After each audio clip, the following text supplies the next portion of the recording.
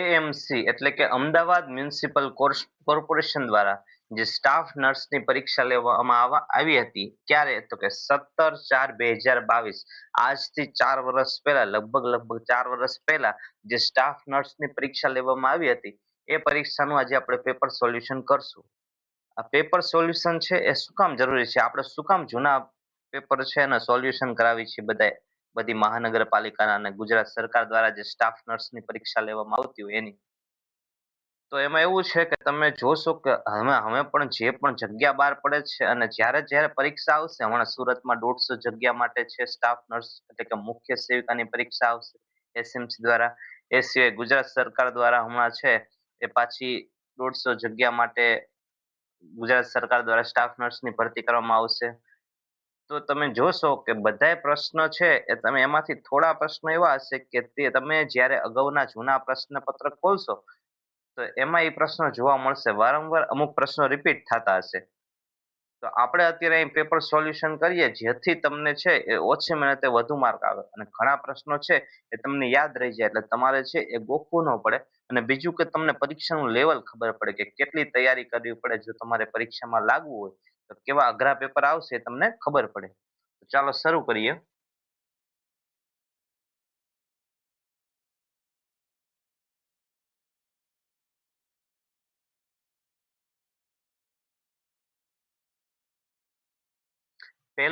પહેલા શરૂઆતના 5 પ્રશ્નો છે એ કોમ્પ્યુટરના છે. તો ચાલો શરૂ કરીએ. ઈઆરપી મીન્સ ઈઆરપી નું પૂરું નામ શું? તો એનો સાચો જવાબ છે enterprise resource planning. Option C enterprise resource planning. નવો પ્રશ્ન.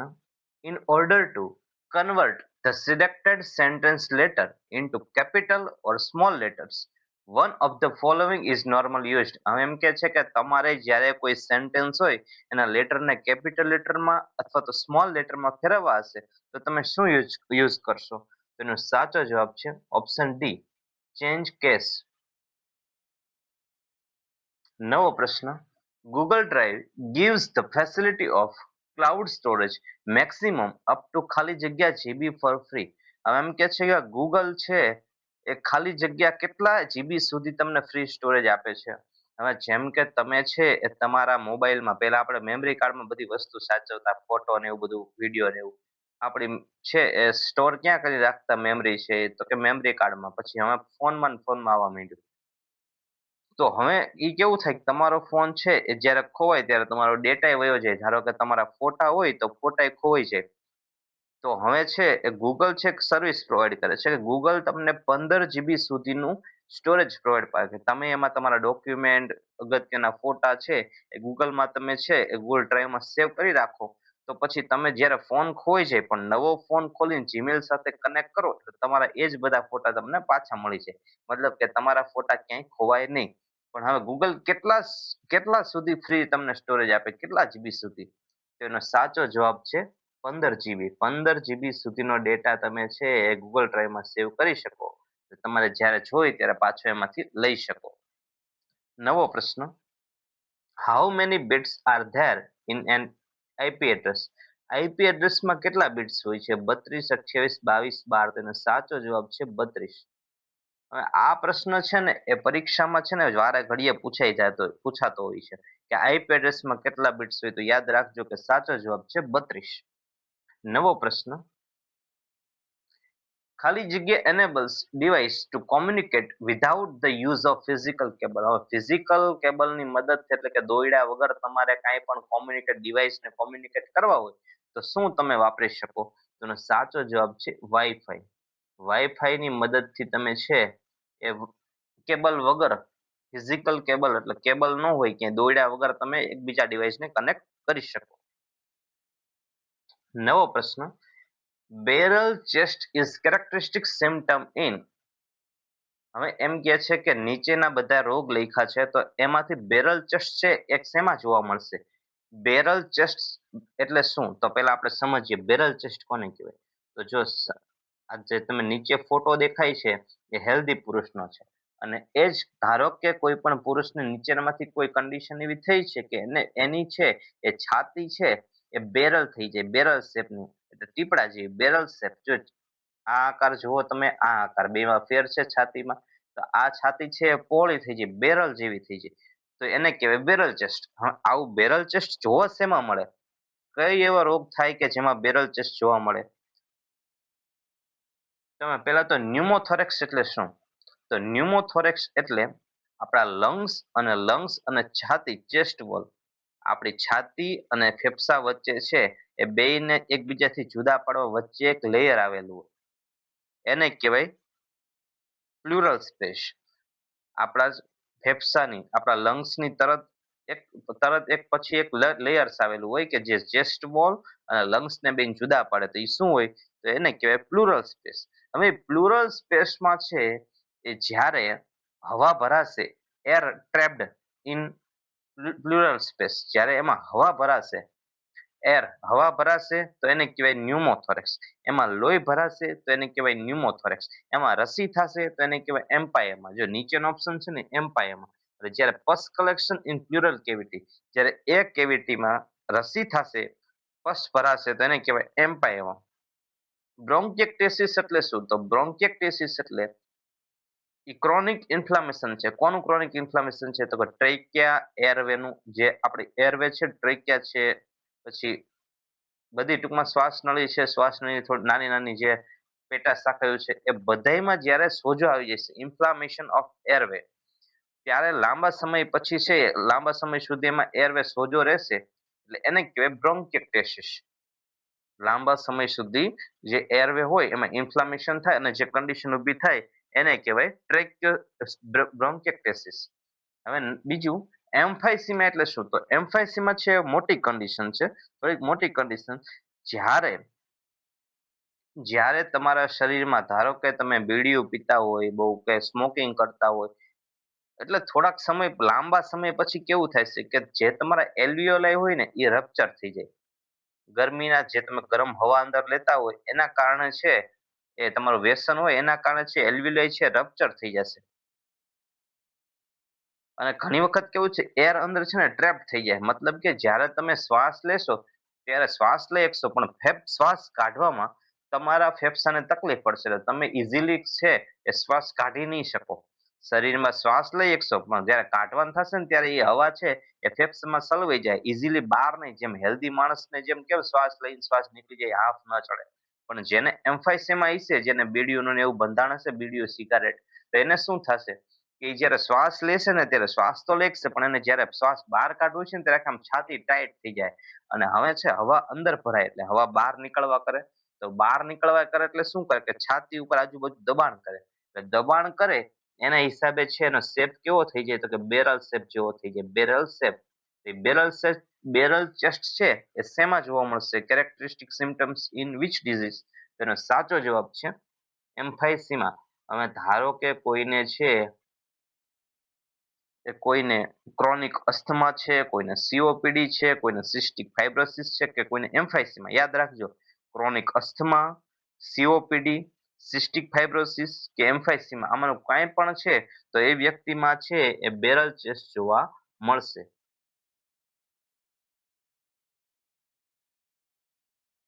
નવો પ્રશ્ન, percentage of O2 in inspired air is. હવે એમ કે છે કે તમે જે શ્વાસોશ્વાસમાં હવા લઈશો એમાં ઓક્સિજન કેટલા ટકા હશે?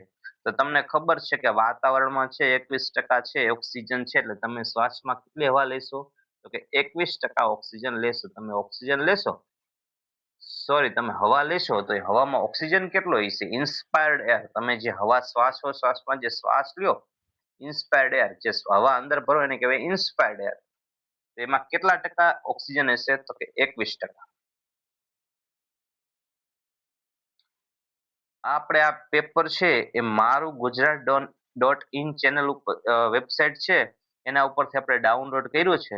તો આપણે છે એક વખત એ ચેનલનો, એક વખત એ વેબસાઇટનો ખૂબ ખૂબ આભાર માની લઈએ કે થેન્ક યુ સો મચ કે તમારા કારણે અમને છે આ જૂના પેપર મળ્યા.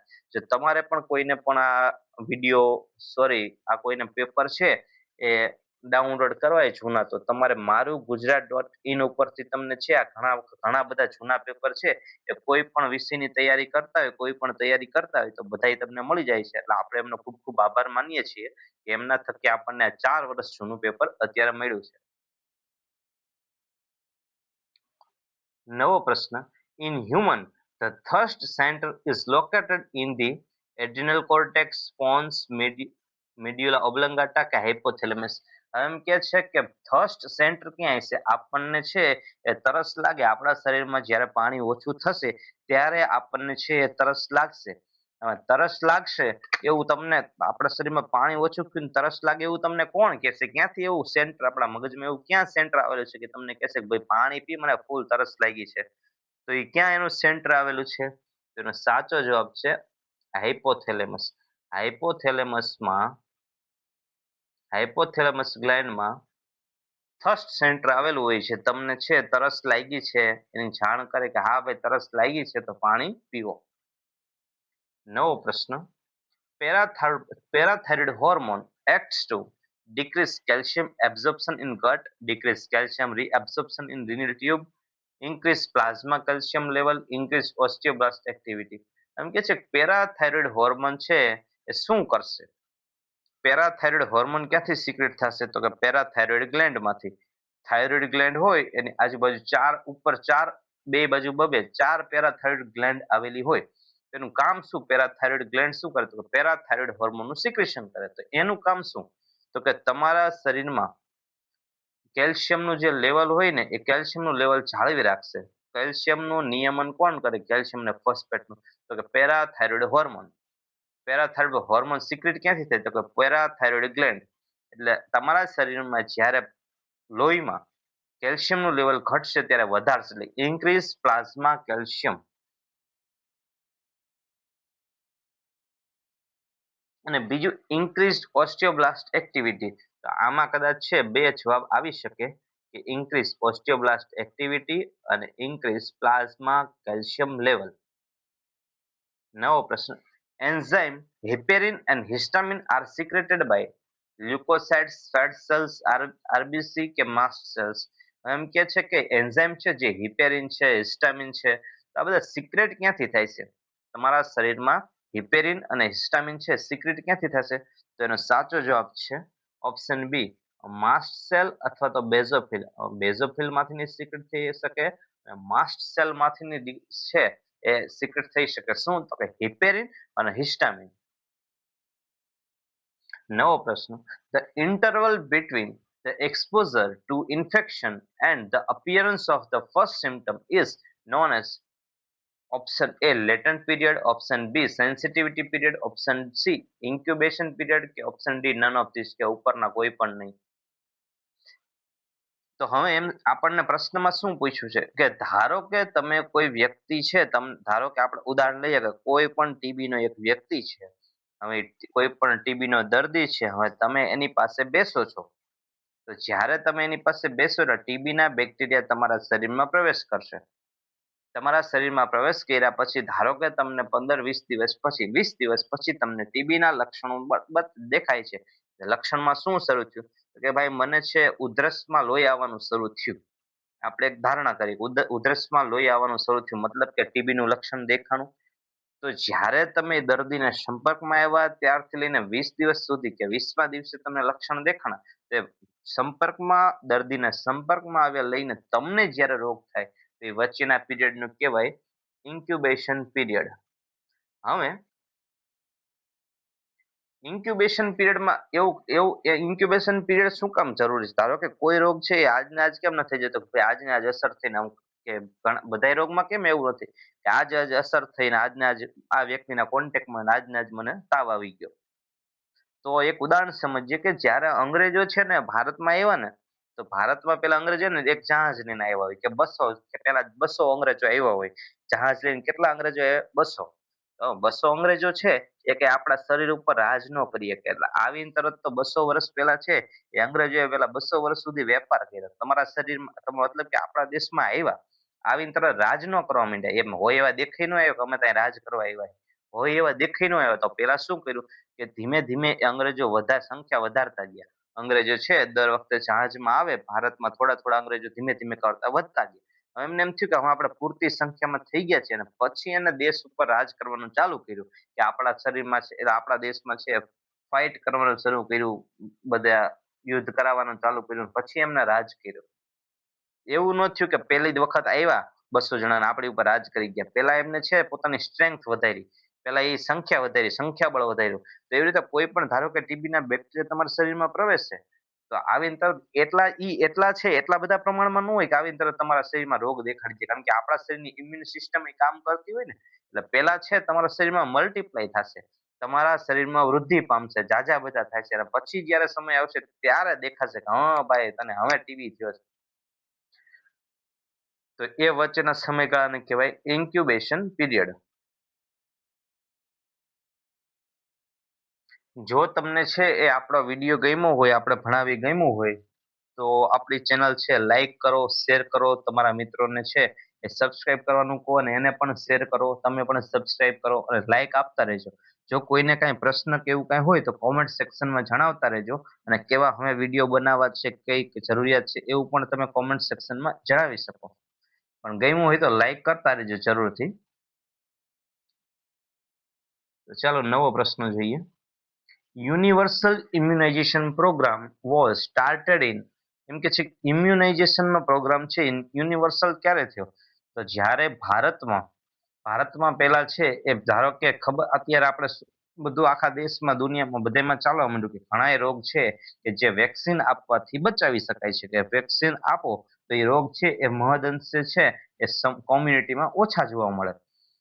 તો હવે ભારત સરકારે નક્કી કર્યું કે આપણે છે બધાય બાળકોને ભારતમાં બધાય બાળકોને આપણે છે એ રસીકરણ કરવું છે જેથી રસીથી અટકાવી શકાય એવા રોગ છે એને આપણા દેશમાં અટકાવી શકીએ.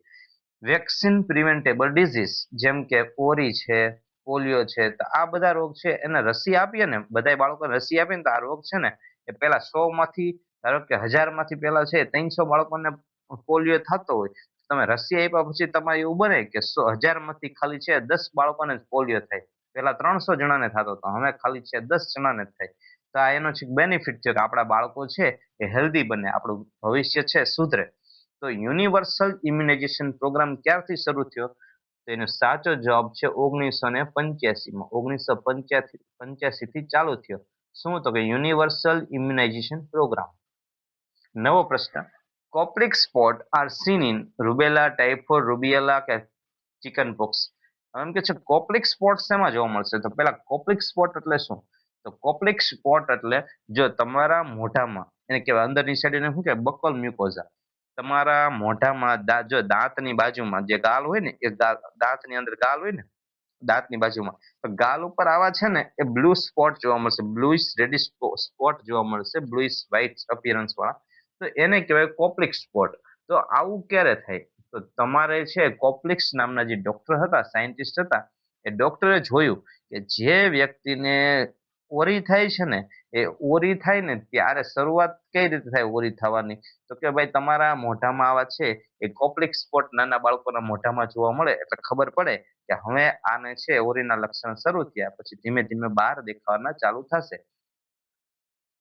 અને નિદાન કઈ રીતે થાય કે ભાઈ આને ઓરી થયો છે, આને તાવ આવે છે, શરદી ઉધરસ થઈ, તાવ આવે છે અને આંખો લાલ થઈ ગઈ છે, ફોડકતું થઈ, તો આને શું છે એ ખબર કેમ પડે? તો કોપ્લિક સ્પોટ ઉપરથી નક્કી કરી શકાય કે આ ભાઈને ઓરી થયું છે, એમ નિદાન કરી શકીએ આપણે. તો આમાં ઓરી તો ક્યાંય છે નહીં, મિઝલ તો કઈ છે નહીં, તો આપણો જવાબ ક્યાં છે આમાં? પ્રશ્ન ખોટો ઈ છે? ના, એવું નથી. રૂબેલા એટલે જર્મન મિઝલ અને રૂબિયેલા એટલે આપણે જેને મિઝલ્સ ઓરી કઈ એને કહેવાય રૂબિયેલા, રૂબિયોલા. જો રૂબેલા અને રૂબિયોલા સ્પેલિંગમાં ફેર છે. આ રૂબેલા એટલે જર્મન મિઝલ અને આ રૂબિયોલા એટલે મિઝલ્સ. આ રૂબિયોલા અને રૂબેલા. તો આપણે મમ્સ પેલા મિઝલ એટલે શું? તો કે રૂબિયોલા, રૂબિયોલા એટલે મમ્સ. નવો પ્રશ્ન. Bucks extension belong to method of traction. શેનું ટ્રેક્શન કરવામાં આવે છે? તો કે ભાઈ સ્કિન ટ્રેક્શન કરવામાં આવે. આ બક્સ એક્સટેન્શન છે શું કામ કરવાનું હોય?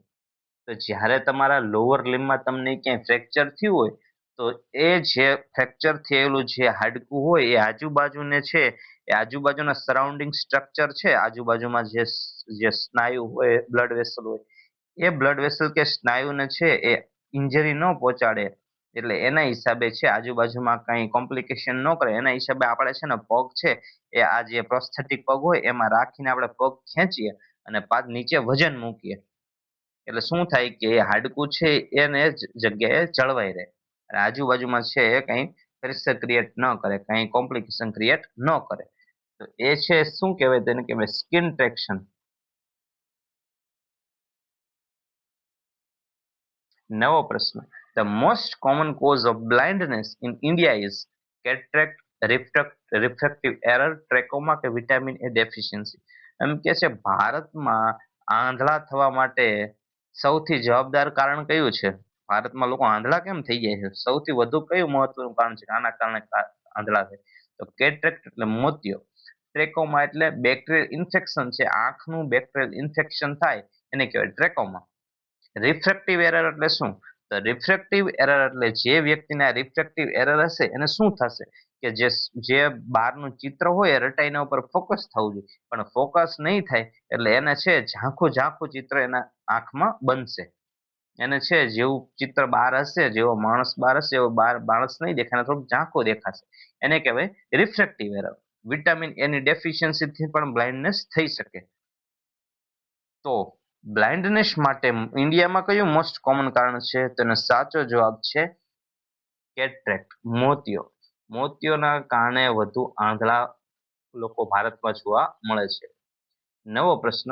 Menopausal woman are at risk of. એમ કે છે જે વ્યક્તિમાં મેનોપોઝ જે ફિમેલમાં મેનોપોઝ જોવા મળે એમાં શેનું રિસ્ક રહેલું છે? એ વ્યક્તિને શું થઈ શકે? એને પ્રેગ્નન્સી રહી શકે? તો હવે પ્રેગ્નન્સી કઈ રીતે થાય કે ભાઈ મેનોપોઝ કોને કહેવાય કે માસિક આવતા બંધ થઈ જાય. માસિક શું કામ આવતા બંધ થઈ જાય કે એના શરીરમાં સ્ત્રીના શરીરમાં હવે બીજ હોય બીજ જ નથી રહ્યા. જે ઓવરી હોય ને એ ઓવરીમાં ઓવમ હોવા જોઈએ. હવે ઓવરીમાં ઓવમ જ પતી ગયા છે તો ઓવમ છૂટવાની ક્યાંથી વાત આવે? દર મહિને એક બીજ છૂટું પડે, દર મહિને એક ઓવમ છૂટું પડે પણ આની સંખ્યા લિમિટેડ હોય કે ભાઈ દર મહિને એક છૂટું પડે એટલે એવા ચારસો ચારસો બીજ જ હોય. 350 થી 500 જેટલા બીજ છે એ સ્ત્રીની ઓવરીમાં હોય. બે બાજુમાં થઈને 400 500 300 થી 350 થી 500 ઓવમ જ હોય. તો હવે મેનોપોઝ એટલે શું? તો કે માસિક આવતા બંધ થઈ જાય, બીજ કાંઈ છે નહીં. તો અમે છે જ નહીં તો પ્રેગ્નન્સી કઈ રીતે રહે? તો એ જવાબ નો આવે. હાઇપોટેન્સ એટલે બીપી ઘટી જાય ના એવું ન થાય. તો કે ઓસ્ટિયોપોરોસિસ. હવે જ્યારે મેનોપોઝમાં કોઈ સ્ત્રી આવશે તો મેનોપોઝમાં કોઈ સ્ત્રી આવશે એટલે શું થશે? તો મેનોપોઝમાં આવશે એટલે ઇસ્ટ્રોજનનું લેવલ ઘટશે. ઇસ્ટ્રોજનનું લેવલ ઘટશે એટલે ઇસ્ટ્રોજનનું કામ શું હોય? તો કે તમારા હાડકામાં છે એ કેલ્શિયમને હાડકામાં રહેવા દે, હાડકું છે ને ગ્રો કરે. પણ હવે જ્યારે બોન છે એને ગ્રો કરશે, બોનમાંથી કેલ્શિયમ છે લોહીમાં નહીં જવા દે. પણ જ્યારે હવે મેનોપોઝ આવશે એટલે શું થશે? તો કે ઇસ્ટ્રોજનનું લેવલ ઘટી જશે. એટલે ઇસ્ટ્રોજનનું લેવલ ઘટશે એટલે કેલ્શિયમ છે એ હાડકામાંથી ક્યાં જવા માંડશે? તો કે હાડકામાંથી લોહીમાં જવા માંડશે. એટલે ધીમે ધીમે છે હાડકામાં કાણા પડવા માંડશે, હાડકા પોલા થતા જશે. એને શું કહેવાય? તો કે ઓસ્ટિયોપોરોસિસ.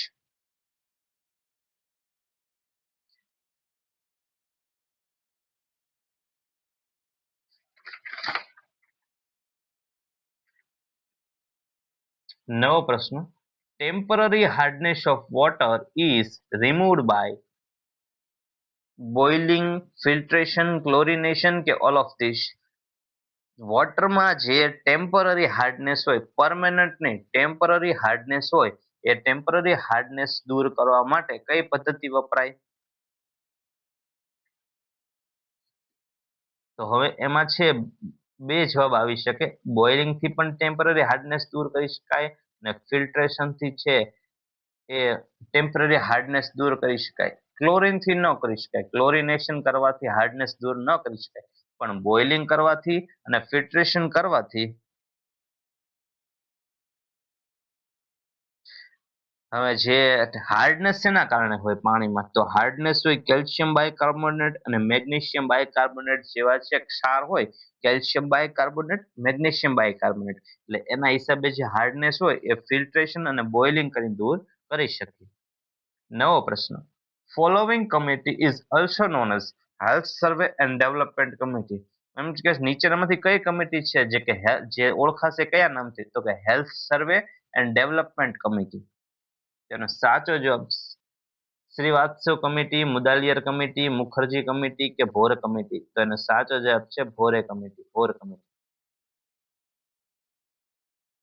નવો પ્રશ્ન, an anganwadi anganwadi worker is trained for 3 month, 6 મહિના, 4 મહિના કે 8 મહિના. હવે આંગણવાડીના જે વર્કર છે તો એને કેટલા મહિના સુધી ટ્રેનિંગ આપવાની હોય છે? તો એનો સાચો જવાબ છે 4 મહિના સુધી ટ્રેનિંગ આપવાની હોય છે. નવો પ્રશ્ન, catalepsy is a symptom of narcolepsy, REM sleep, primary hypersomnia, OSS. આખી ટર્મિનોલોજી છે ઓએસએસ, આ તો શોર્ટ ફોર્મ છે. તો હવે કેટલેપ્સી એટલે શું? તો કેટલેપ્સી એટલે મસ્ક્યુલર રિજિડિટી થાય, તમારો છે પોસ્ચર તમને છે. કેટલેપ્સી એટલે શું? તો કેટલેપ્સી એટલે તમારા ઘણી વખત એવું થાય કે તમારા મસલનું થોડાક ટાઈમ માટે પેરાલિસિસ થઈ જાય, કે તમારે પગને છે એ એક જગ્યાએથી હલાવીને બીજી જગ્યાએ મૂકવો હોય ને, હલાવવો હોય ને તો તમે હલાવી ન શકો. એને કહેવાય ટેમ્પરરી પેરાલિસિસ ઓફ મસલ. એટલે શું થાય, ધારો કે તમે આવું છે ને ઘણી વખત ઊંઘમાં થાય, કે ધારો કે કોઈ વ્યક્તિને એવું થાય કે પગ છે એ એક જગ્યાએથી બાજુમાં ન મૂકીએ, આપણે કેમ ખાલી ચડતા ઘણી વખત ખબર, ખાલી ચડે એટલે આપણે પગ સાઈડમાં ન મૂકીએ, એવી રીતે ક્યારેક એવું થાય કે પગ છે તમે સાઈડમાં ન મૂકી શકો, તો એને કહેવાય કેટલેપ્સી. હવે શેમાં જોવા મળે? તો પ્રાઇમરી હાઇપરસોમનિયા એટલે શું? તો જે વ્યક્તિને બહુ ઊંઘ આવે ને એને કહેવાય હાઇપરસોમનિયા. હવે નાર્કોલેપ્સી એટલે શું? તો નાર્કોલેપ્સીમાં શું થાય, તો વ્યક્તિને કેટાલેપ્સી જોવા મળે, દિવસે બહુ ઊંઘ આવે. આ એક ન્યુરોલોજીકલ ડિસઓર્ડર છે કે દિવસે બહુ ઊંઘ આવે, સડન મસલ વીકનેસ થવા માંડે, કેટાલેપ્સી થવા માંડે. આપણે કેટાલેપ્સી સમજે ને કે નાર્કોલેપ્સી છે તેમાં એમાં શું થાય, તો કે ભાઈ દિવસે વ્યક્તિને છે દિવસે બહુ ઊંઘ આવે અથવા તો બહુ લાંબો સમય સુધી ઊંઘ આવે. બીજું તો કે ભાઈ એને છે મસલ વીકનેસ એકાએક થઈ જાય, સડન મસલ વીકનેસ થઈ જાય.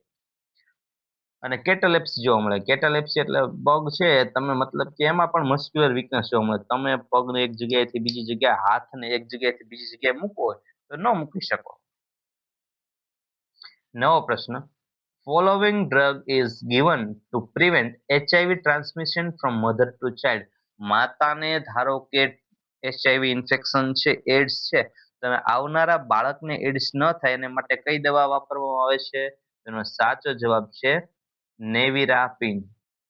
યાદ રાખજો, આ પ્રશ્ન છે પરીક્ષામાં વારંવાર પૂછાઈ ગયો છે કે એડ્સ વાળી માતા હોય એને પછી બાળકનો જન્મ થવાનું હોય તો આપણે કઈ દવા આપવી પડે જેથી એ બાળકને એડ્સ ન થાય, એચઆઈવી ઇન્ફેક્શન ન થાય? તો કે નેવિરાપિન.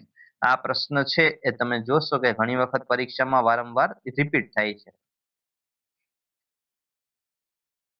નવો પ્રશ્ન, meaningless repetition of word or phrases is called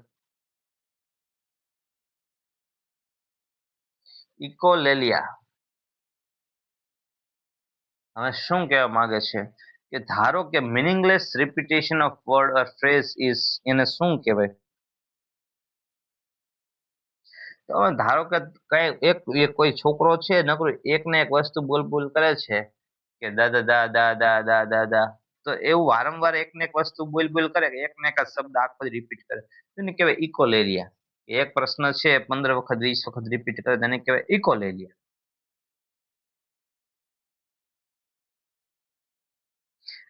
હવે ઇકોપેરેક્સિયા એટલે શું? તો ઇકોપેરેક્સિયા એટલે શું? તો કે બીજા જેવી મૂવમેન્ટ કરે. હવે આપણે છે દાંત કાઢે, હામલા વાળો છોકરો દાંત કાઢે, આપણે છે એવા જેસ્ચર કરીએ, આપણે ધારો કે એની સામે એમ કહી કે શું છે તારે, તો આપણે સામે ધારો કે એવી એક્ટિંગ કરે મારવાની, આપણે જેવી મિમિક્રી કરવી એ આપણી એવી ને એવી મિમિક્રી કરે તો એને કહેવાય ઇકોપેરેક્સિયા. એટલે આ છે એ ડિસઓર્ડર છે. આ એવું નથી કે લે લે મારો છોકરો જો તમે કેવું કરે. આપણે કોઈને પૂછીએ કે તારું નામ શું, એટલે એમ બોલો તારું નામ શું, પછી એમ કે તારું નામ શું, આપણે એમ કહીએ તારા પપ્પાનું નામ શું, એમ કે તારા પપ્પાનું નામ શું. તો મતલબ કે એને છે એ આપણે જેવું બોલીએ એવું ને એવું બોલે છે, મતલબ એને તકલીફ છે. એવું નથી કે ભાઈ વ્યક્તિને આમ રાજી ખુશીથી કરે. મા બાપ ના જ કરતા કે લે તમે કયો એવું ને એવું બોલે, એલા ભાઈ એને પ્રોબ્લેમ છે, કે એનું નામ બોલે કે ભાઈ મારું નામ છે એ રાઘવ છે, એને બદલે આપણે પૂછીએ શું નામ, તો કે મારું નામ શું, આપણે કહીએ તારું નામ શું, તો કે તારું નામ શું. એટલે એને કહેવાય ઈ તકલીફ કહેવાય, એક જાતનો રોગ કહેવાય, બીમારી કહેવાય, પણ ઘણી વખત છે ધીમે ધીમે સારું થઈ જતું હોય છે. નવો પ્રશ્ન, હાઇડેટિડિફોર્મ mall is an abnormal condition affecting, તેનો સાચો જવાબ છે કોરિયોન, કોરિયોનિક વિલાય, કોરિયોન. હાઇડેટિડિફોર્મ મોલ એટલે શું, તો ઘણી વખત છે એ ઝાયગોટ હોય એને એમાંથી જે ફિટસ થવું જોઈએ એ ફિટસ બરોબર ડેવલપમેન્ટ ન થાય, એની જગ્યા પ્લાસેન્ટાનું છે એબનોર્મલ ડેવલપમેન્ટ થવા લાગે. કોરિયન એને કહેવાય, ઈ શેના કારણે થાય, તો કે ઈ શેને અફેક્ટ કરે, તો કોરિયનને. હાઇડેટિડિફોર્મ મોલમાં શું થાય, તો કે જે પ્રેગ્નન્સી રહેવી જોઈએ અને બાળકનો વિકાસ થવો જોઈએ એવું ન થાય, બાળકનો વિકાસ ન થાય, પરંતુ ખાલી છે એ પ્લાસેન્ટાનો ને એવો બધો વિકાસ થાય અને પૂરતો વિકાસ ન થાય, એને કહેવાય હાઇડેટિડિફોર્મ મોલ. આખે છે ને આપણે આના ઉપર આખો લેક્ચર બનાવશે કે આમાંથી પણ ઘણી વખત પ્રશ્ન પૂછાય છે કે હાઇડેટિડિફોર્મ મોલ કેવું હોય, ઇનકમ્પ્લીટ હોય, પાર્શિયલ હોય, એવું અલગ અલગ બે ટાઈપ આવે છે, એના ઉપર આપણે આખો વિડીયો બનાવશું.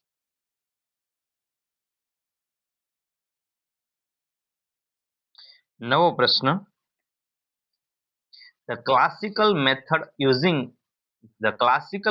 used in bringing down an arm in bridge presentation is called. હવે એમ કે છે કે ઘણી વખત છે એ બ્રિજ પ્રેઝન્ટેશન એટલે શું, તો કે બાળકના જે બટક છે ને નીચે હોય, પગ છે એ નીચે હોય, માથું છે એ ઉપર હોય. જનરલી માથું નીચે હોવું જોઈએ, વર્ટેક્સ પ્રેઝન્ટેશન હોવું જોઈએ, પણ માથું ઉપર હોય અને પગ નીચે હોય, બટક્સ નીચેને શું કહેવાય, તેને કે બ્રિજ પ્રેઝન્ટેશન. હવે બ્રિજ પ્રેઝન્ટેશનમાં શું થાય કે બાળકને આપણે ડિલિવરીમાં જ્યારે બહાર કાઢતા હોય, લેબર કરાવતા હોય, તો લેબર વખતે છે એ બાળકને શોલ્ડર ઇન્જરી થઈ શકે. તો એના માટે આપણે છે બાળકને 180 ડિગ્રી ફેરવી નાખીએ, આમ બાળકને છે આખું ફેરવી નાખે, જેથી એને છે એ શોલ્ડર ઇન્જરી ન થાય. તેને શું કહે, તેને કે લોસેટ મેન્યુઅર અથવા લોવેટ મેન્યુઅર.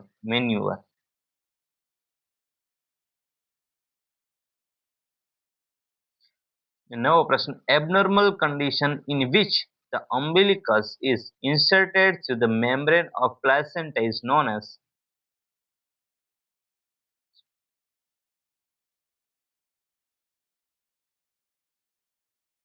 તેનો સાચો જવાબ છે ઓપ્શન ડી,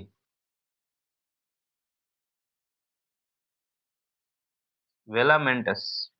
અને જે નીચે જો હોય ને તો બતાવું તમને ફોટો, ના નથી.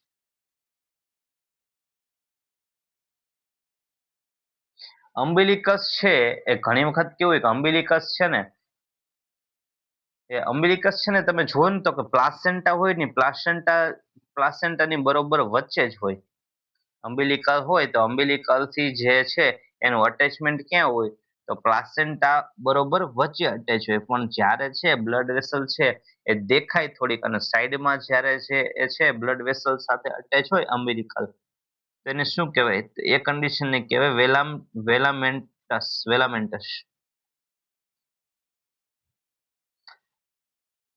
નવો પ્રશ્ન, extreme softening of cervix during first trimester is known as. પહેલા ટ્રાઇમેસ્ટરમાં 4 થી 8 અઠવાડિયા દરમિયાન, શરૂઆતમાં મતલબ કે પહેલા થી બીજા મહિનામાં, ફર્સ્ટ ટ્રાઇમેસ્ટરમાં 4 થી 8 અઠવાડિયા દરમિયાન જે સર્વિક્સ હોય ને એ સોફ્ટ થઈ જાય. સર્વિક્સ છે એ કેવી સોફ્ટ થઈ જાય, તો કે લીપ લીપ જેવી થઈ જાય. આમથી કેવી હોય, તો કે ટીપ ઓફ નોઝ જેવી હોય, એટલે કે નાકની જે આપણે ટીપ હોય ને, નાકની દાંડી હોય ને, તો એના જેવી છે ને કઠણ હોય. પછી કેવી થઈ જાય સોફ્ટ, તો કે લિપ્સ જેવી, આપણા લિપ્સ હોય ને એના જેવી સોફ્ટ થઈ જાય. તો એ સાઇન ને શું કહેવાય, મતલબ કે કોઈને પ્રેગ્નન્સી છે આપણને ખબર કેમ પડે, તો પહેલા તો એવું હતું કે સોનોગ્રાફી ને એવું તો કંઈક હતું નહીં, તો એ છે સાઇન ઉપરથી નક્કી કરતા, કંઈ ક્લિનિકલ સાઇન હોય ને, તો હવે એને શું કહે, તેને કહેવાય ગુડલ સાઇન. ગુડલ સાઇનમાં શું હોય, તો ગુડલ નામના ડોક્ટર છે, ડોક્ટર ગુડલ, એમને જોયું જ્યારે પ્રેગ્નન્સી રહે ને ત્યારે શરૂઆતનો પહેલો અથવા બીજો મહિનો હોય ને ત્યારે સર્વિક્સ સાવ સોફ્ટ થઈ જાય. આમથી નોન પ્રેગ્નન્ટ ફિમેલ હોય ને, કે જે વ્યક્તિ છે, જે ફિમેલ છે એને પ્રેગ્નન્સી ન હોય, તો એની સર્વિક્સ કેવી હોય, તો એની સર્વિક્સ છે કઠણ હોય, કડક હોય, કેવી હોય તો કે નાકની દાઢી જેવી, નાકની ટીપ જેવી, ટીપ ઓફ નોઝ જેવી કડક હોય. પણ જ્યારે પ્રેગ્નન્સી રહે ને ત્યારે એની જે સર્વિક્સ હોય ને લિપ્સ જેવી, એટલે કે આપણા હોઠ જેવી ઢીલી થઈ જાય, એકદમ સોફ્ટ થઈ જાય. તો એને મતલબ કે ખબર પડે કે આ વ્યક્તિને પ્રેગ્નન્સી છે. તમે છે એ એક્ઝામિનેશન કરો જ્યારે ફિંગર નાખીને, ત્યારે તમને ખબર પડે. વજાઇનામાંથી એક્ઝામિનેશન કરો, પર વજાઇનલ એક્ઝામિનેશન, પીવી એક્ઝામિનેશન, ત્યારે તમને ખબર પડે કે વજાઇના એકદમ સોફ્ટ છે. તો મતલબ કે આ વ્યક્તિને પ્રેગ્નન્સી હશે, એને કહેવાય ગુડલ સાઇન. નવો પ્રશ્ન, what is the normal colour of amniotic fluid when the bag of water ruptured? એમ કહે છે કે એમનિયોટિક ફ્લુઇડનો કલર કેવો હોય છે જ્યારે છે એમનિયોટિક ફ્લુઇડ છે, એમનિયોટિક બેગ છે, રપ્ચર થશે વોટર બેગ, ત્યારે એનો કલર કેવો હશે? તો એનો કલર હશે ક્લિયર, એકદમ ક્લિયર કલરનું હશે. એનો એકદમ છે સફેદ અથવા તો ક્લિયર કલરનું હશે. એવો કઈ બ્રાઉન ગ્રીનિશ એવો કઈ કલર નહીં. આ બધા આ જો એનો પણ આપણે એક વિડીયો બતાવશું કે ભાઈ ગ્રીનિશ કલર હોય તો શું મતલબ એનો છે, બ્રાઉનિશ કલર હોય તો શું કહેવા માંગે છે, ગોલ્ડન કલર હોય તો શું છે. એના ઉપર એક આપણે નાનો એવો વિડીયો બનાવી નાખશું. આમાંથી પ્રશ્ન જ્યારે પૂછાય છે કે કયો કલર છે એમનિયોટિક ફ્લુઇડનો, એના ઉપરથી કન્ડિશન પૂછે કે ભાઈ બ્રાઉન કલરનું છે, એ બ્રાઉનિશ હતો, તો એની કઈ કન્ડિશન હોઈ શકે? ગ્રીનિશ કલર હતો એમનિયોટિક ફ્લુઇડનો, તો કઈ કન્ડિશન હોઈ શકે? એના ઉપર એક વિડીયો બનાવશું. નવો પ્રશ્ન, what is fertilization life span of viability of oocytes? હવે સ્ત્રી બીજ એટલે કે અંડાશયમાંથી ઓવરીમાંથી જે ઓવમ છૂટું પડે, ઉસાઇડ છૂટું પડે, તે ઉસાઇડ છે એનો ફર્ટિલિટી ટાઈમ કેટલો હોય કે ભાઈ કેટલા ટાઈમ સુધીમાં એ ફર્ટાઇલ થઈ શકે, કેટલા સમય સુધીમાં પ્રેગ્નન્સી રહી શકે? તેનો સાચો સમય છે 12 થી 24 કલાક. 12 થી 24 કલાક મતલબ કે વધીને એક દિવસ સુધી એ જે ઉસાઇટ હોય એ ફર્ટિલાઇઝ થવા માટે રેડી હોય, પછી એ છે ડેડ થઈ જાય. જે 24 કલાક હોય તો 24 કલાકમાં છે એ દરમિયાન તમે સેક્સ્યુઅલ ઇન્ટરકોર્સ કર્યો હોય અથવા તો અગાઉ કર્યો, કારણ કે સ્પર્મ તો લાંબો ટાઈમ જીવિત રહે, 3 થી 4 દિવસ. તો અગાઉ એકાદ દિવસ 2 દિવસ પહેલા સેક્સ્યુઅલ ઇન્ટરકોર્સ કર્યો હોય અથવા તો એ દિવસે કરો જે દિવસે બીજ ફૂટે, બહાર નીકળે, તો એ વખતે તમે છે એ 12 થી 24 કલાક સુધી છે એ ફર્ટાઇલ થવા માટે જીવિત હોય, વાયેબલ હોય ઉસેટ. તો એ દરમિયાન સેક્સ્યુઅલ એક્ટિવિટી કરવાથી પ્રેગ્નન્સી રહી શકે. નવો પ્રશ્ન, following condition is seen often in patient with gonorrhoea? એમ કે છે ગોનોરિયા સાથે કોઈ પણ વ્યક્તિને ગોનોરિયા છે, તો ગોનોરિયા સાથે કઈ કન્ડિશન નીચેનામાંથી જોવા મળશે? ટ્રેકોમા, હર્પીસ, ક્લેમિડિયા કે સિફિલિસ? એનો સાચો જવાબ છે ક્લેમિડિયા. ગોનોરિયા અને ક્લેમિડિયા છે એ ઘણી વખત છે સાથે સાથે જોવા મળશે, એક જ વ્યક્તિમાં સાથે સાથે જોવા મળશે બે રોગ.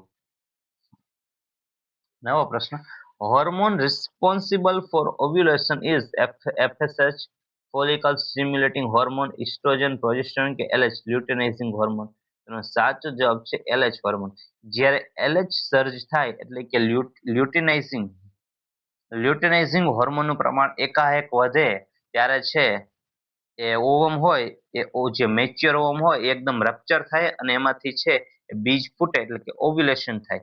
તો એ શેના કારણે થાય? તો કે એલએચ, લ્યુટેનાઇઝિંગ હોર્મોનના કારણે. હવે લ્યુટેનાઇઝિંગ હોર્મોન એને શું થાય? તો એલએચ સર્જ થાય એટલે કે એકદમ વધારો થાય. જે લ્યુટેનાઇઝિંગ હોર્મોન હોય ને શરીરમાં એકદમ વધારો થાય બ્લડમાં, એટલે વધારો થવાથી પછી ઓવમ એકદમ રપ્ચર થઈને છૂટું પડે.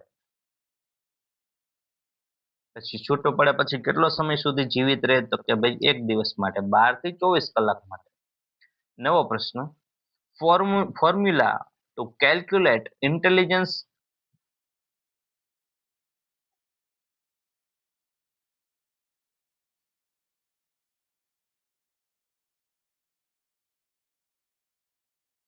હાલો, હા, hello hello. Formula to calculate IQ intelligent quotient is. હવે એમાં છે ઇન્ટેલિજન્ટ આઈક્યુ, આઈક્યુ કઈ રીતે નક્કી થાય?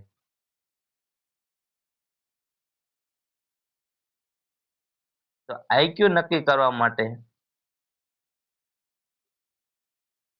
ઓપ્શન સી મેન્ટલ એજ, નીચે ક્રોનોલોજીકલ એજ ગુણ્યા 1000, સોરી 100, એટલે કહેવાય એને એના ઉપરથી નક્કી થાય આઈક્યુ તમારી મેન્ટલ એજ કેટલી છે, પછી ભાગ્યા ક્રોનોલોજીકલ એજ ગુણ્યા 100 એટલે એના ઉપરથી નક્કી થાય IQ. In a healthy child, the head and chest circumference equal to each other around the age of. હવે જ્યારે છે ને બાળક જન્મશે ને ત્યારે બાળકનું માથું મોટું હોય છે અને છાતી છે નાની હશે પ્રમાણમાં. છાતી બાળકની નાની હશે અને માથું મોટું હોય છે. પછી શું થાય તો કે થોડાક મહિના પછી બે સરખું થઈ જાય કે માથું માથું અને છાતી બે હરખી થઈ જાય અને પછી થોડાક સમય પછી શું થાય તો કે માથું નાનું થઈ જાય અને ચેસ્ટ મોટી થઈ જાય. એટલે ચેસ્ટ મોટી થાય, માથું નાનું ન થાય પણ એને સરખામણીમાં ચેસ્ટ પછી મોટી થઈ જાય. પહેલા શું હોય તો પહેલા જન્મે ત્યારે માથું મોટું હોય, પછી માથું હરખું થાય ને પછી માથું નાનું થઈ જાય. ધીમે ધીમે એટલે મતલબ કે માથું નાનું થતું જાય અને ચેસ્ટ છે પોળી પોળી થતી જાય, મોટી મોટી થતી જાય. તો હવે એમ કે છે કે એવો કયો સમય કે જ્યારે માથું છે જન્મે ત્યારે તો ખબર જ છે કે માથું મોટું થાય, પણ માથું અને ચેસ્ટ એટલે કે હેડ અને ચેસ્ટ સર્કમફરન્સ છે ને વ્યાસ છે તો એ ક્યારે બેનો વ્યાસ છે સરખો થઈ જશે? તો એનો વ્યાસ સરખો થશે 6 થી 9 મહિને, જ્યારે બાળક 6 મહિનાનું અથવા તો 9 મહિનાનું થશે, 6 થી 9 મહિનાનું, તો ત્યારે એ દરમિયાન છે એ બાળકનું માથું અને છાતી બે છે એ સરખું એકદમ લાગશે. જન્મે ત્યારે શું હોય તો કે માથું મોટું હોય અને ચેસ્ટ નાની હોય, છાતી નાની હોય. If a narrow cuff is used for measuring BP, then the outcome will be, એમ કે છે કે ધારો કે બીપી માપવા માટે જે તમે કફ બાંધો એ કફ નેરો હોય છે, સાંકડો હોય છે, તો શું થશે તો કે actual reading will be obtained. એમ કે છે કે સાચું રીડિંગ તમને મળશે. Falsely high reading will be obtain એટલે કે તમને ખોટું વધુ બીપી બતાવશે કે બીપી વધુ બતાવશે પણ એકચ્યુઅલમાં તમારું એટલું હોય નહીં. પણ શું કામ વધુ આવ્યું તો કે તમે કફ નાનો બાંધ્યો. ફોલ્સલી લો રીડિંગ વિલ બી ઓપ્ટેન એટલે કે ખોટું બીપી બતાવશે, હશે તમારું 120 ને 100 બતાવશે. બીપી કાન્ટ મેઝર, બીપી નહીં માપી શકાય. એનો સાચો જવાબ છે falsely high reading will be obtain. જ્યારે છે એ તમે કફ બાંધશો અને કફ છે એ નાનો હશે, નેરો કફ હશે તો શું થશે તો નેરો કફના હિસાબે ઘણી વખત છે એ બીપી વધુ બતાવશે તમને. હકીકતમાં એ વ્યક્તિનું બીપી એટલું હશે નહીં પણ તમને વધુ બતાવશે. શું કામ તો કે તમે નેરો કફ વાપરો છે એટલે કફ છે એ એડ્યુકેટ હોવો જોઈએ, પૂરતા પ્રમાણમાં આખો છે એ આપણી છે બાજુ કવર કરી એવો હોવો જોઈએ, ફોર આર્મ કવર કરી લેવો હોવો જોઈએ. Urine bile can be tested through Hayes test, Benedict test, Core test, Fleming's test. તેનો સાચો urine bile can be tested through Hay's test. Urine bile શેનાથી ટેસ્ટ કરી શકાય તો કે હેઝ ટેસ્ટ. નવો પ્રશ્ન. Infection occur following treatment modality or procedure is known as. શું કે છે કે તમે ધારો કે કાંઈ પણ આપણે છે તમે કાંઈ વસ્તુ લઈને આવ્યા નથી, ધારો કે તમે હોસ્પિટલમાં આવ્યા છો પણ હોસ્પિટલમાં આવ્યા પછી તમે કાંઈ પ્રોસિજર કરો છો, તમારા શરીર ઉપર કાંઈ પ્રોસિજર કરે છે ને એના હિસાબે તમને ઇન્ફેક્શન થાય છે. જેમ કે તમારા શરીરમાં આપણે કેથેટરાઇઝેશન કરીએ છીએ, મતલબ કોઈ બેડ રિટર્ન પેશન્ટ છે, કોઈને લકવો થઈ ગયો છે તો દવા શેની કરાવી હતું તો કે દાખલ શેની માટે થયું હતું તો કે પેરાલિસિસ માટે થયું હતું. પણ તમે એને ફોલિસ કેથેટર કર્યું એટલે એના હિસાબને પેશાબમાં રસી થઈ ગઈ. તો તમે આવ્યા હતા શેની માટે તો કે ભાઈ અમે આવ્યા હતા પેરાલિસિસની સારવાર માટે. પરંતુ સારવાર કરી, આપણે સારવાર જ કરી કે વારે ઘડીએ છે પેશન્ટનો જો બેડ ભીનો થશે તો ભીનો થવાથી એને શું થશે તો બેડ ભીનો થાય છે તો એને બેડ ભીનો થવાથી એને પાછળ છે બેડ સોર થશે, પાછળ છે બૈડામાં અને બટક્સ ઉપર શું થાય બેડ સોર થશે, મોટા ચાંબા પડી જાય. તો એવું ન થાય એટલે આપણે શું કરીએ એને કેથેટર કરી દઈએ. તો કેથેટર કરીએ પણ થોડાક ટાઈમ પછી એને કેથેટરના હિસાબે પેશાબમાં રસી થશે, યુટીઆઈ થશે, યુરિનરી ટ્રેક ઇન્ફેક્શન. એને શું કહેવાય તો એને કહેવાય નોઝોકોમિયલ ઇન્ફેક્શન.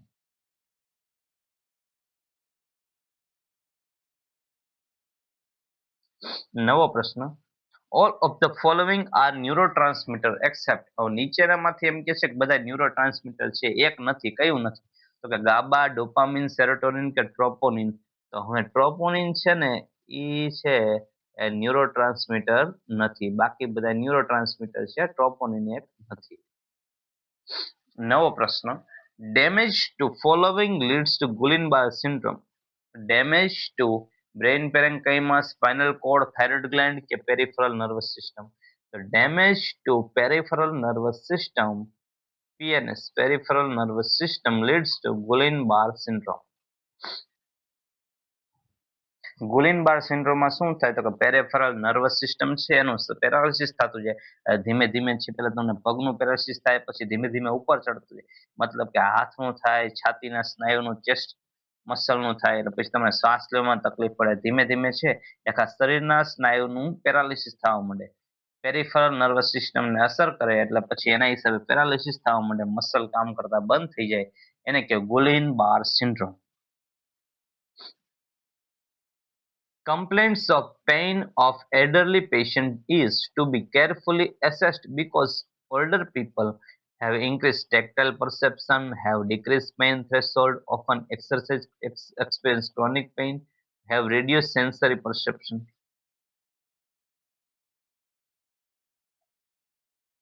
હવે એમ કે છે કે ગઈઢા હોય ને તો ગઈઢા વ્યક્તિમાં છે તમારે તમને કોઈ ગઈઢું વ્યક્તિ એમ કે ઉંમરલાયક વ્યક્તિ આવીને તમને એમ કે મને દુખે છે તો તમારે વ્યવસ્થિત જોવું પડશે. શું કામ? તો મતલબ કે એને છે ને પેઇન થ્રેશોલ્ડ વધી ડિક્રીઝ થઈ ગઈ છે, એટલે એને કે દુખાવો સહન કરીને શક્તિ, એવું છે એને દુખાવો સહન કરીને શક્તિ ઘટી ગઈ છે, એવું છે કે એને ક્રોનિક પેઇન મતલબ કે લાંબા ટાઈમથી એને તકલીફ તો દુખાવો રહે જ છે, તો એના હિસાબે તમારે વધુ જોવું પડે. એટલે આને તો ઘણા ટાઈમથી દુખાવો છે જ તે, એટલે જોવું પડશે. કારણ કે ગઈઢા થાય એટલે આડાવાળા દુખાવ તો રહેવાના જ તે, તો એના માટે તમારે જોવું પડશે કે આ ભાઈ દુખાવાની ફરિયાદ કરે તો જોવું જ જોશે કેમ દુખાવાની ફરિયાદ કરે છે. રિડ્યુસ સેન્સરી પરસેપ્શન, મતલબ કે અમે એને દુખે છે પણ અહીંયા હકીકતમાં જાજુ હોય પણ તમને એને ઓછી ખબર પડે કારણ કે સેન્સરી પરસેપ્શન ઓછા થઈ ગયા હોય. તો એનો સાચો જવાબ છે option D, have reduce sensory perception. ધારો કે કોઈ વ્યક્તિને ડાયાબિટીસ છે અથવા તો ઉંમર લાયક છે તો એને શું થાય એ તમે જોજો કે ઘણી વખત કેવું થાય ગઈઢાને કેવું થાય કે તમે પૂછો કે લે આ માં આ તમે ક્યાં છોલાવી રહ્યા, આટલું બધું ક્યાં છોલી ગયું તમને, કેમ વાગ્યું, લોહી નીકળે, એવું હે નીચે વાગ્યું છે એટલે મને ખબર નથી. હવે જરા જરા દુખાવો થાય એને ખબર નહીં હોય, જયારે વધુ વાગશે ને ત્યારે એને થોડોક દુખાવો થઈ શકે એટલે આ વાગી ગયો છે. ઘણી વખત ડાયાબિટીસના હિસાબે, ન્યુરોપેથીના હિસાબે અથવા તો ઉંમરના હિસાબે ઘણી વખત છે ને સેન્સરી પરસેપ્શન ઓછા થાય એના હિસાબે એને ખબર નહીં પડે, પણ જ્યારે વધુ વાગી જશે ત્યારે એ તમારે પાસે કમ્પ્લેન કરશે. તમારે જોવાનું કે ભાઈ આ કમ્પ્લેન કરે છે મતલબ કે વધુ પણ વાગેલું હોઈ શકે, કારણ કે ઓછામાં તો એ કમ્પ્લેન કરશે નહીં. નવો પ્રશ્ન, T-wave inversion on ECG are seen in the following condition except. એમ કે છે કે ટી વેવ ઇન્વર્ઝન જોવા મળશે. તમે આ નીચે નીચે કન્ડિશન આપી ને માયોકાર્ડાઇટિસ, એમઆઈ એટલે કે માયોકાર્ડિયલ ઇન્ફેક્શન, સબ એરેક્નોઇડ હેમરેજ. સબ એરેક્નોઇડ હેમરેજ મગજમાં જે હેમરેજ થશે, માથામાં જે લોહી અંદરની સાઈડ હેમરેજ થશે એને કે સબ એરેક્નોઇડ હેમરેજ. હાઇપરકેલેમિયા એટલે પોટેશિયમનું લેવલ લોહીમાં વધી જશે. Potassium level high in blood is called hyperkalaemia. Myocarditis cardiac muscle હોય એમાં સોજો આવી જશે ને એમ કે માયોકાર્ડાઇટિસ. માયોકાર્ડિયલ ઇન્ફેક્શન એટલે આપણે જેને એટેક કેવી એ એટેક. તમે નીચે આ બધી કન્ડિશનો તમે ઈસીજી કાઢશો, તમે ઈસીજી છે એમાં ઈસીજીમાં ટી વેવ ઇન્વર્ઝન બધામાં જોવા મળશે, એકમાં ટી વેવ ઇન્વર્ઝન નહીં મળે. શેમાં નહીં મળે? એ મળશે, શેમાં નહીં મળે તો કે હાઇપરકેલેમિયા. જ્યારે શરીરમાં છે એ કેલ્શિયમનું પ્રમાણ પોટેશિયમનું પ્રમાણ વધી જાય, જ્યારે હાઇપરકેલેમિયા થાય, પોટેશિયમનું પ્રમાણ વધે ને શું કે હાઇપરકેલેમિયા, ત્યારે તમે ઈસીજી કાઢશો ને વ્યક્તિનું તો એમાં શું જોવા મળશે તો કે tent T wave. T wave હોય ને ઊંચો જોવા મળશે. ઇન્વર્ઝન એટલે ખાડો પડે આમ ઊંધો ટી વેવ, ઊંધો ટી વેવ નહીં થાય, ટેન્ટ થાય છે, ઊંચો ટી વેવ થાય છે, એશિયાની કરતા ઊંચો થશે એને કહેવાય tent T wave. T wave ઊંચો થાય, ઉપરની સાઈડ ઊંચો થાય ને શું કહેવાય તો એ શેમાં જોવા મળશે તો એ જોવા મળશે હાઇપરકેલેમિયામાં. જ્યારે શરીરમાં પોટેશિયમનું લેવલ લોહીમાં જરૂર કરતા વધુ હશે એને કહેવાય હાઇપરકેલેમિયા. અને હાઇપરકેલેમિયામાં ટી વેવ ઇન્વર્ઝન નહીં જોવા મળે, એમાં જોવા મળશે T wave upright, tent, T tent, T wave tent જોવા મળશે, ઊંચો જોવા મળશે. બાકી બધા એરેક્નોઇડ હેમરેજ મગજમાં હેમરેજ થયું છે, એમઆઈ થયું છે, માયોકાર્ડ, આ બધી કન્ડિશન છે તો તમને છે ને ટી વેવ ઇન્વર્ઝન જોવા મળશે. નવો પ્રશ્ન, following condition is accompanied by distance of the heart sound and prominent નેક વેસલ. હવે એમ કે છે કે નીચેનામાંથી એવી કઈ કન્ડિશન છે કે જેમાં છે એ તમને છે એ નેક વેસલ છે ને તમે આમ જોઈ શકશો. હાર્ટના સાઉન્ડ હોય ને મફ્ત હાર્ટ સાઉન્ડ હોય, અને જે ગળાની જે રગુ હોય ને તમને આમ ચોખ્ખી દેખાશે. તો એવું શેમાં થાય? તો એવું થશે કાર્ડિયાક ટેમ્પોનાડેમાં. શેમાં થશે? કાર્ડિયાક ટેમ્પોનાડે. એટલે કાર્ડિયાક ટેમ્પોનાડે એટલે શું? તો જ્યારે છે એ પેરીકાર્ડિયલ શેક. પેરીકાર્ડિયલ શેક એટલે શું? તો કે હૃદયની આજુબાજુ જે જગ્યા હોય ને એને કહેવાય પેરીકાર્ડિયમ. પેરીકાર્ડિયલ શેકમાં જ્યારે ફ્લુઇડ ભરાશે આજુબાજુ, હૃદયની આજુબાજુમાં જ્યારે ફ્લુઇડ ભરાશે એટલે શું થશે કે ફ્લુઇડ છે ને એ દબાણ કરશે હૃદય ઉપર. એટલે શું થાય? તો હૃદય છે ને એ હૃદયની ચારે ચેમ્બરો છે ને પૂરતી ભરાશે નહીં. શું કામ? કારણ કે બહારથી જે બહાર આજુબાજુ પાણી ભર્યું બધું દબાણ કરે. બહાર દબાણ કરે એટલે હૃદયની ચેમ્બર પૂરી ભરાય નહીં. એટલે હૃદય છે પૂરું ભરાય નહીં તો બહાર પૂરું બહાર નો આપીએ કે જેટલું લોહી હૃદયમાં આવે એટલું ઈ છે લોહી બહાર ફેંકે. પણ હવે બહારની આજુબાજુ જે ફ્લુઇડ ભરાણું હોય, પેરીકાર્ડિયલ શેકમાં જે ફ્લુઇડ ભરાણું હોય એના હિસાબે હૃદયમાં જ લોહી પૂરું નહીં આવે તો એ બહાર કઈ રીતે પૂરું આપી શકશે? તો ત્યારે આવી કન્ડિશન જોવા મળે. પ્રોમિનન્ટ નેક વેસલ થઈ જાય, હાર્ટ સાઉન્ડ છે મફ થઈ જાય. નવો પ્રશ્ન, normal cardiac output is. Cardiac output એટલે શું? પહેલા તો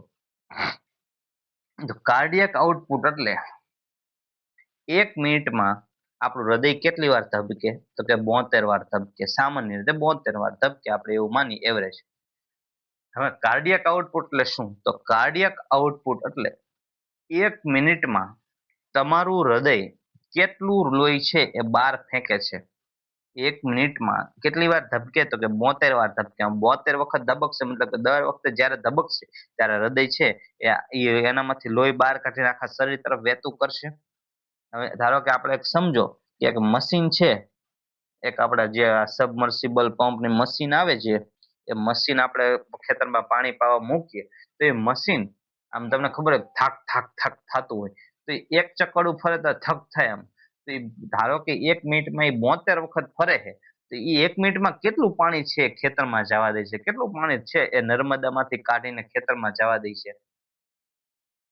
તો ધારો કે એવી જ રીતે જ્યારે હૃદય છે 1 મિનિટમાં કેટલું લોહી છે એ શરીરના જુદા જુદા અંગો તરફ છે એનું વહન કરશે, ફેંકશે. તો કેટલું હોય? તો કે 5 થી 6 લીટર. યાદ રાખજો, 6 લીટર જેટલું લોહી છે ને હૃદય ખાલી એક જ મિનિટમાં બહાર કાઢી નાખે, બહાર ફેંકે. આવું તો આખો દી ચાલુ જ હોય. તો કેટલું કામ કરે હૃદય કે એક જ મિનિટમાં ખાલી 5 થી 6 લીટર લોહી છે એ બહાર કાઢે. કાર્ડિયાક આઉટપુટ કેટલો થયો? તો કે 5 થી 6 લીટર. નવો પ્રશ્ન, mode of transmission of hepatitis E virus is blood transfusion, sexual injection કે ફિકલ ઓરલ રૂટ? તેનો સાચો જવાબ છે ફિકલ ઓરલ રૂટ. હિપેટાઇટિસ ઈ નું ટ્રાન્સમિશન કઈ રીતે થાય? કોઈ પણ વ્યક્તિને હિપેટાઇટિસ ઈ કઈ રીતે થાય? તો એના ફિકલ ઓરલ રૂટ થી થાય. મતલબ કે મળમૂત્રથી એ વસ્તુ ખાવાથી, એટલે એના હિસાબે થાય. ફિકલ ઓરલ રૂટથી હિપેટાઇટિસ ઈ નું ટ્રાન્સમિશન થાય. ધારો કે કોઈ વ્યક્તિને હિપેટાઇટિસ ઈ છે, એ વ્યક્તિ કઈ એકાદ બાર ક્યાંય સંડાસ જવા જશે અને એના મળમાં એટલે કે એના સ્ટૂલમાં હિપેટાઇટિસ ઈ વાયરસ છે. હવે એ વાયરસ છે એ ધારો કે ઈ ઈ છે એ ધારો કે પાણી એ ધારો કે ચોમાસું હશે એટલે એ પાણી બધું એ છે સ્ટૂલ વાટે બધું પાણી છે એના ઉપર પડશે અને બધું છે બાજુના તળાવમાં ભેગું થશે અને તળાવમાંથી પછી કોઈ પાણી પીશે તો એ વ્યક્તિને બીજા વ્યક્તિને હિપેટાઇટિસ ઈ થશે. એટલે એને શું કહેવાય? ફિકલ ઓરલ રૂટ.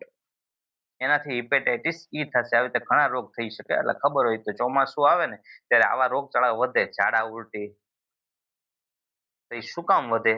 તો કે આ ફિકલ ઓરલ રૂટ થી જે બધા ટ્રાન્સમિશન થતા ને એ બધા ચોમાસામાં બધા જળ સંગ્રહ ભરાય એટલે પછી આ બધું થાય. જેમ કે કોઈ પણ વ્યક્તિ છે બહાર છે એ મતલબ કે ઘણી વખત ગટર લાઈન હોય ત્યાંથી પાણી મિક્સ થતું હોય અથવા તો કોઈ વ્યક્તિ છે એ આજુબાજુમાં ત્યાં સંડાસ જેવા જતા હોય ને પછી એ જ પાણી આપણે પીવામાં વાપરતા હોય તો એના હિસાબે થાય.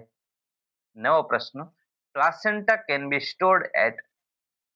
તો એનો સાચો જવાબ છે 20 થી 24 ડિગ્રી સેલ્સિયસ છે 5 દિવસ સુધી સ્ટોર કરી શકીએ. 20 થી 24 ડિગ્રી પ્લેટલેટ કેટલા પ્લેટલેટ કઈ રીતે સ્ટોર કરી શકાય તો કે 20 થી 24 ડિગ્રી સેલ્સિયસ અને કેટલા દિવસ સુધી તો કે 5 દિવસ સુધી એને આપણે સ્ટોર કરી શકીએ. એક વખત પ્લેટલેટ છે છૂટા પાડીએ એને 5 દિવસ સ્ટોર કરી શકીએ.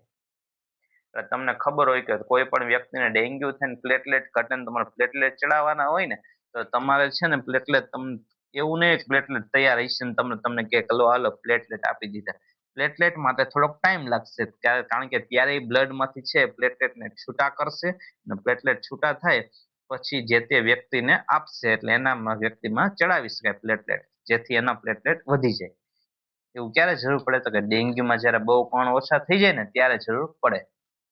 નવો પ્રશ્ન. Following is the ideal temperature of the newborn resuscitation room. કોઈ પણ વ્યક્તિ હોય નવું બાળક હોય તો નવું બાળકને આપણે રિસક્સેટ કર્યું હોય તો એના રૂમનું ટેમ્પરેચર કેટલું હોવું જોઈએ કે જેથી એ પાછું છે એને કઈ કોમ્પ્લિકેશન ન થઈ શકે. તેનો સાચો જવાબ છે 25 થી 27 ડિગ્રી તાપમાન હોવું જોઈએ. રૂમનું આઈડિયલ રૂમનું ટેમ્પરેચર કેટલું હોવું જોઈએ તો 25 થી 27 degree. Following vaccine is contraindicated in child with history of convulsion. ધારો કોઈ પણ વ્યક્તિને છે એ આંચકી આવતી હોય તો એને કઈ રસી ન આપવી જોઈએ અથવા તો આપીએ તો કઈક આપવી જ ન જોઈએ. કોન્ટ્રા ઇન્ડિકેટ ન આપવી જોઈએ. જેને આંચકી આવતી એને કઈ કોઈ બાળકને આંચકી આવતી તેને કઈ રસી ન અપાય તો એને છે ડીપીટી અને મિઝલ આ બે રસી છે ડીપીટી અને મિઝલ આ છે એ ન અપાય. કારણ કે ઘણી વખત આના કારણે છે બાળકને વધુ ફીવર આવે અને જો ફીવર આવે તો એવું બની શકે કે બાળકને પાછી જ આંચકી ઉપડી જાય. એટલે જ્યારે આંચકી આવતી હોય તો બાળકને એવી હિસ્ટ્રી હોય જ તે કે આને આંચકી આવે છે તો એમાં ડીપીટીની રસી અને ઓરીની રસી આપવાની થતી નથી. એટલે બાળકની ક્યારેક હિસ્ટ્રી પણ પૂછતા રહેવી જોઈએ.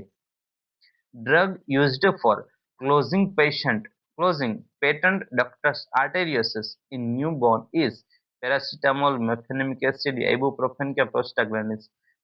હવે જ્યારે છે ને બાળક એટલે કે ફિટસ હશે ને બાળક જ્યારે માતાના ગર્ભમાં હશે યુટ્રસમાં હશે ત્યારે યુટ્રસમાં હશે ને ત્યારે શું હશે તો કે જ્યારે યુટ્રસમાં હશે ને ત્યારે એની જે પલ્મોનરી આર્ટરી છે ને અને એઓર્ટા એ બી કનેક્ટેડ હશે એકબીજા સાથે. પલ્મોનરી આર્ટરી અને એઓર્ટા એકબીજા વચ્ચે છે કાણું હશે ને એકબીજા સાથે જોઈન્ટ થયેલી હશે. પણ બાળકનો જન્મ થાય ને એટલે એ પછી એકબીજા સાથે જુદી પડી જાય જુદી થઈ જાય.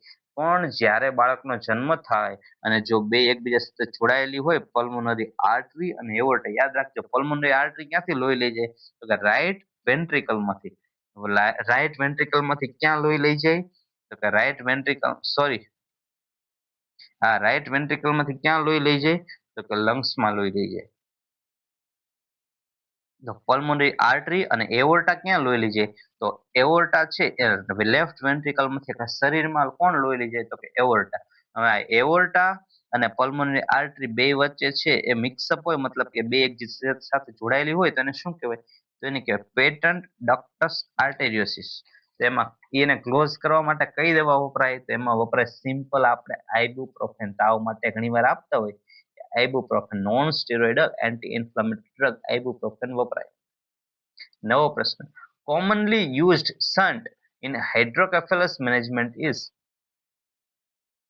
હવે હાઇડ્રોકેફેલસ એટલે માથામાં મગજમાં પાણી ભરાઈ જાય એટલે શું કરે તો કે પાણી છે મગજમાં ઓછું થઈ જાય એટલે એની માટે એક શન્ટ મૂકે એક નળી મૂકે.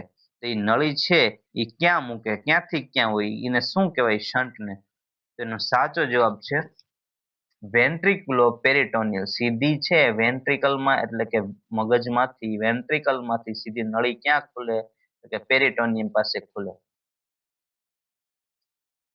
એક નળી મૂકે એ નળી ક્યાંથી ક્યાં હોય તો કે વેન્ટ્રિકલ મગજમાંથી સીધી પેરિટોનિયમ પેટમાં હોય એટલે જે વધારાનું પાણી હોય એ બધું ત્યાં નીકળી જાય. એને શું કહેવાય હાઇડ્રોકેફેલસ નું મેનેજમેન્ટ કહેવાય. અને શન્ટ મૂક્યો કે શન્ટ ને શું કહેવાય કે વેન્ટ્રિક્યુલો પેરિટોનિયલ શન્ટ. નવો પ્રશ્ન.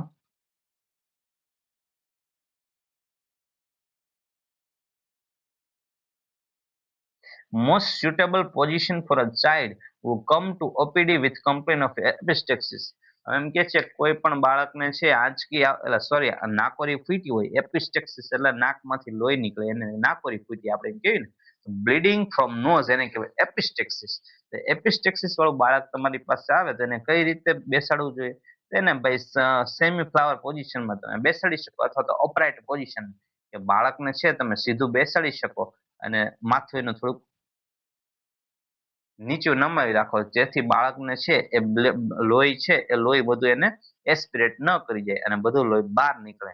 એટલે એવી રીતે તમે છે એ સીધો બેસાડી અને માથું નીચું રાખી એવી રીતે બેસાડી શકો. ઓપ્શન આપ્યા નથી, પણ આપણે આ જવાબ આવશે અપરાઇટ પોઝિશન, અથવા તો થોડુંક માથું નીચેની સાઈડ અને સીધા બેસાડીને એવી રીતે કન્ડિશન બેસાડી શકો તમે, કે જેથી છે એ નાકમાંથી લોહી નીકળે એ એને મોઢામાં નું જે એસ્પિરેટ ન કરી જાય, એની જગ્યાએ બહાર આવે. પછી તમે છે એ નાકને દબાઈ રાખશો તો નાક પર બરફ રાખશો એટલે લોહી છે એ બંધ થઈ જશે, cold compression.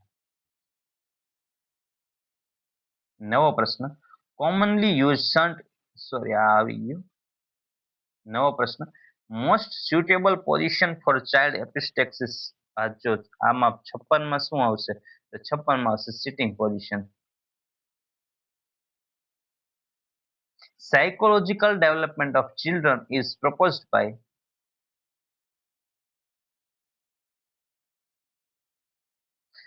Psychological development of children is proposed by Piaget. નવો પ્રશ્ન, hormone responsible for maintenance of pregnancy is progesterone. 58 માં આવશે એ. પ્રોજેસ્ટેરોન જો આપણે છે પ્રેગ્નન્સી જાળવી રાખવી છે માતાએ, તો એમાં પ્રોજેસ્ટેરોન હોર્મોન ખૂબ જરૂરી છે. તો પહેલા પ્રોજેસ્ટેરોન કોણ આપશે? તો જ્યારે છે એ બીજ ઓવમ રપ્ચર થાય અને ઓવમ ઉસેટ્સ બહાર આવે, એટલે કે કોઈ પણ ઓવરીમાંથી ઓવમ છૂટું પડે, એટલે જ્યાંથી ઓવમ છૂટું પડે એ જે ફોલિકલ હોય એ ફોલિકલ મેચ્યોર ફોલિકલ શેનું કામ કરે? તો એ છે mature follicle progesterone hormone secretion કરે. હવે જેવી પ્રેગ્નન્સી રહેશે એટલે 3 મહિના સુધી છે, જ્યાં સુધી પ્લાસેન્ટા ડેવલપ નહીં થાય ત્યાં સુધી પ્રોજેસ્ટેરોન હોર્મોન ક્યાંથી સિક્રેટ થશે? તો કે ભાઈ ફોલિકલમાંથી. જેવું ફોલિકલ છે મેચ્યોર થઈ જશે પછી ક્યાંથી સિક્રેટ થશે? તો પછી તો પ્લાસેન્ટા બાળકની બની જ ગઈ છે બાળકને મદદ કરવા માટે. પછી માતા આ બાળક જાળવી રાખે ક્યાંથી હોર્મોનનું સિક્રેશન થશે? તો કે પ્લાસેન્ટામાંથી. શેનું? પ્રોજેસ્ટેરોનનું.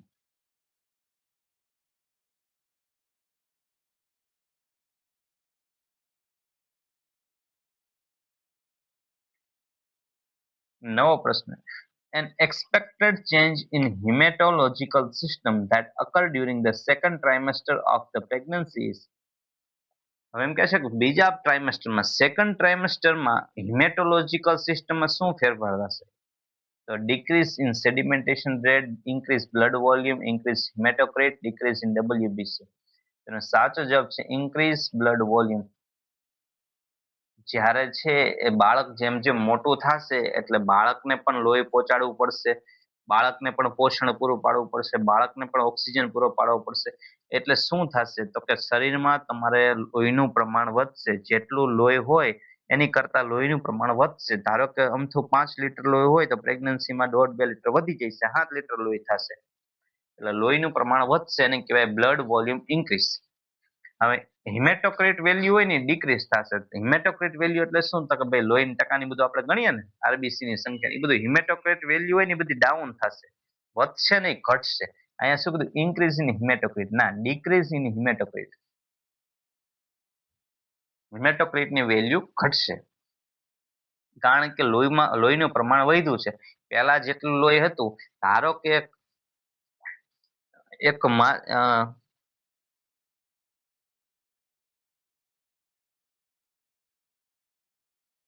ધારો કે કોઈ એક ગામ છે, ગામની સાઈઝ મોટી થઈ જાય છે પણ અંદર રહેતા માણસ તો એટલા એટલા જ છે.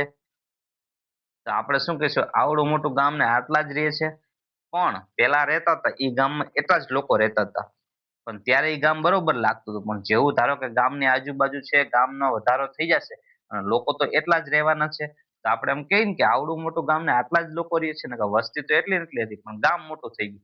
એટલે એવી રીતે બ્લડ છે, બ્લડ વોલ્યુમ વધશે એટલે હિમેટોક્રિટ છે એ આપોઆપ ડાઉન થશે. શું કામ? કારણ કે બ્લડ વોલ્યુમ વધ્યું એની સામે હિમેટોક્રિટ તો હતું એટલું એટલું રહ્યું, એટલે હોય એટલું એટલું રહે પણ સામે લોહી વધી જાય તો ડાઉન થાય ને હિમેટોક્રિટની value.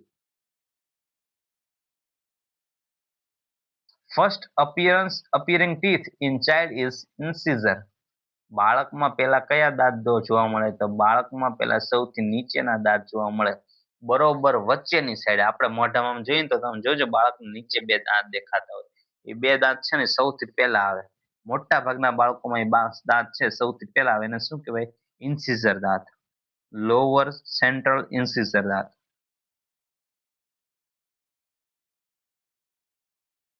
Following tonsillectomy, appropriate position in post-operative period is lithotomy, Fowler's position, prone position, side lying. હવે એમ કે છે કોઈના કાંકડાનું ઓપરેશન કરીએ આપણે, ટોન્સિલ, ગળામાં જે કાંકડા હોય ને ટોન્સિલ, એ ટોન્સિલ નું ઓપરેશન કરીએ, મતલબ કે ટોન્સિલ ને કાઢી નાખીએ ઓપરેશન કરીને. ધારો કે કોઈને છે વરીએ ઘડીએ છે કાંકડા હોજી જતા હોય, કાંકડામાં ઇન્ફ્લામેશન થઈ જતું હોય, ગળામાં દુખવા મળતું હોય, તો આપણે શું કરીએ કે કાંકડા પછી કઢાઈ નાખીએ.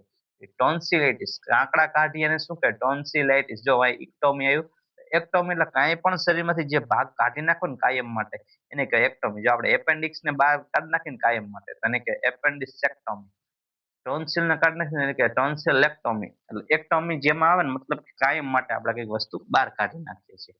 તેમાં કઈ પોઝિશન આપશું ઓપરેશન થયા પછી? તો એને આપણે એને પોઝિશન આપશું સાઇડ લાઇંગ અથવા તો પ્રોન પોઝિશન, જેથી બાળક છે એ લોહી એસ્પિરેટ ન કરી જાય.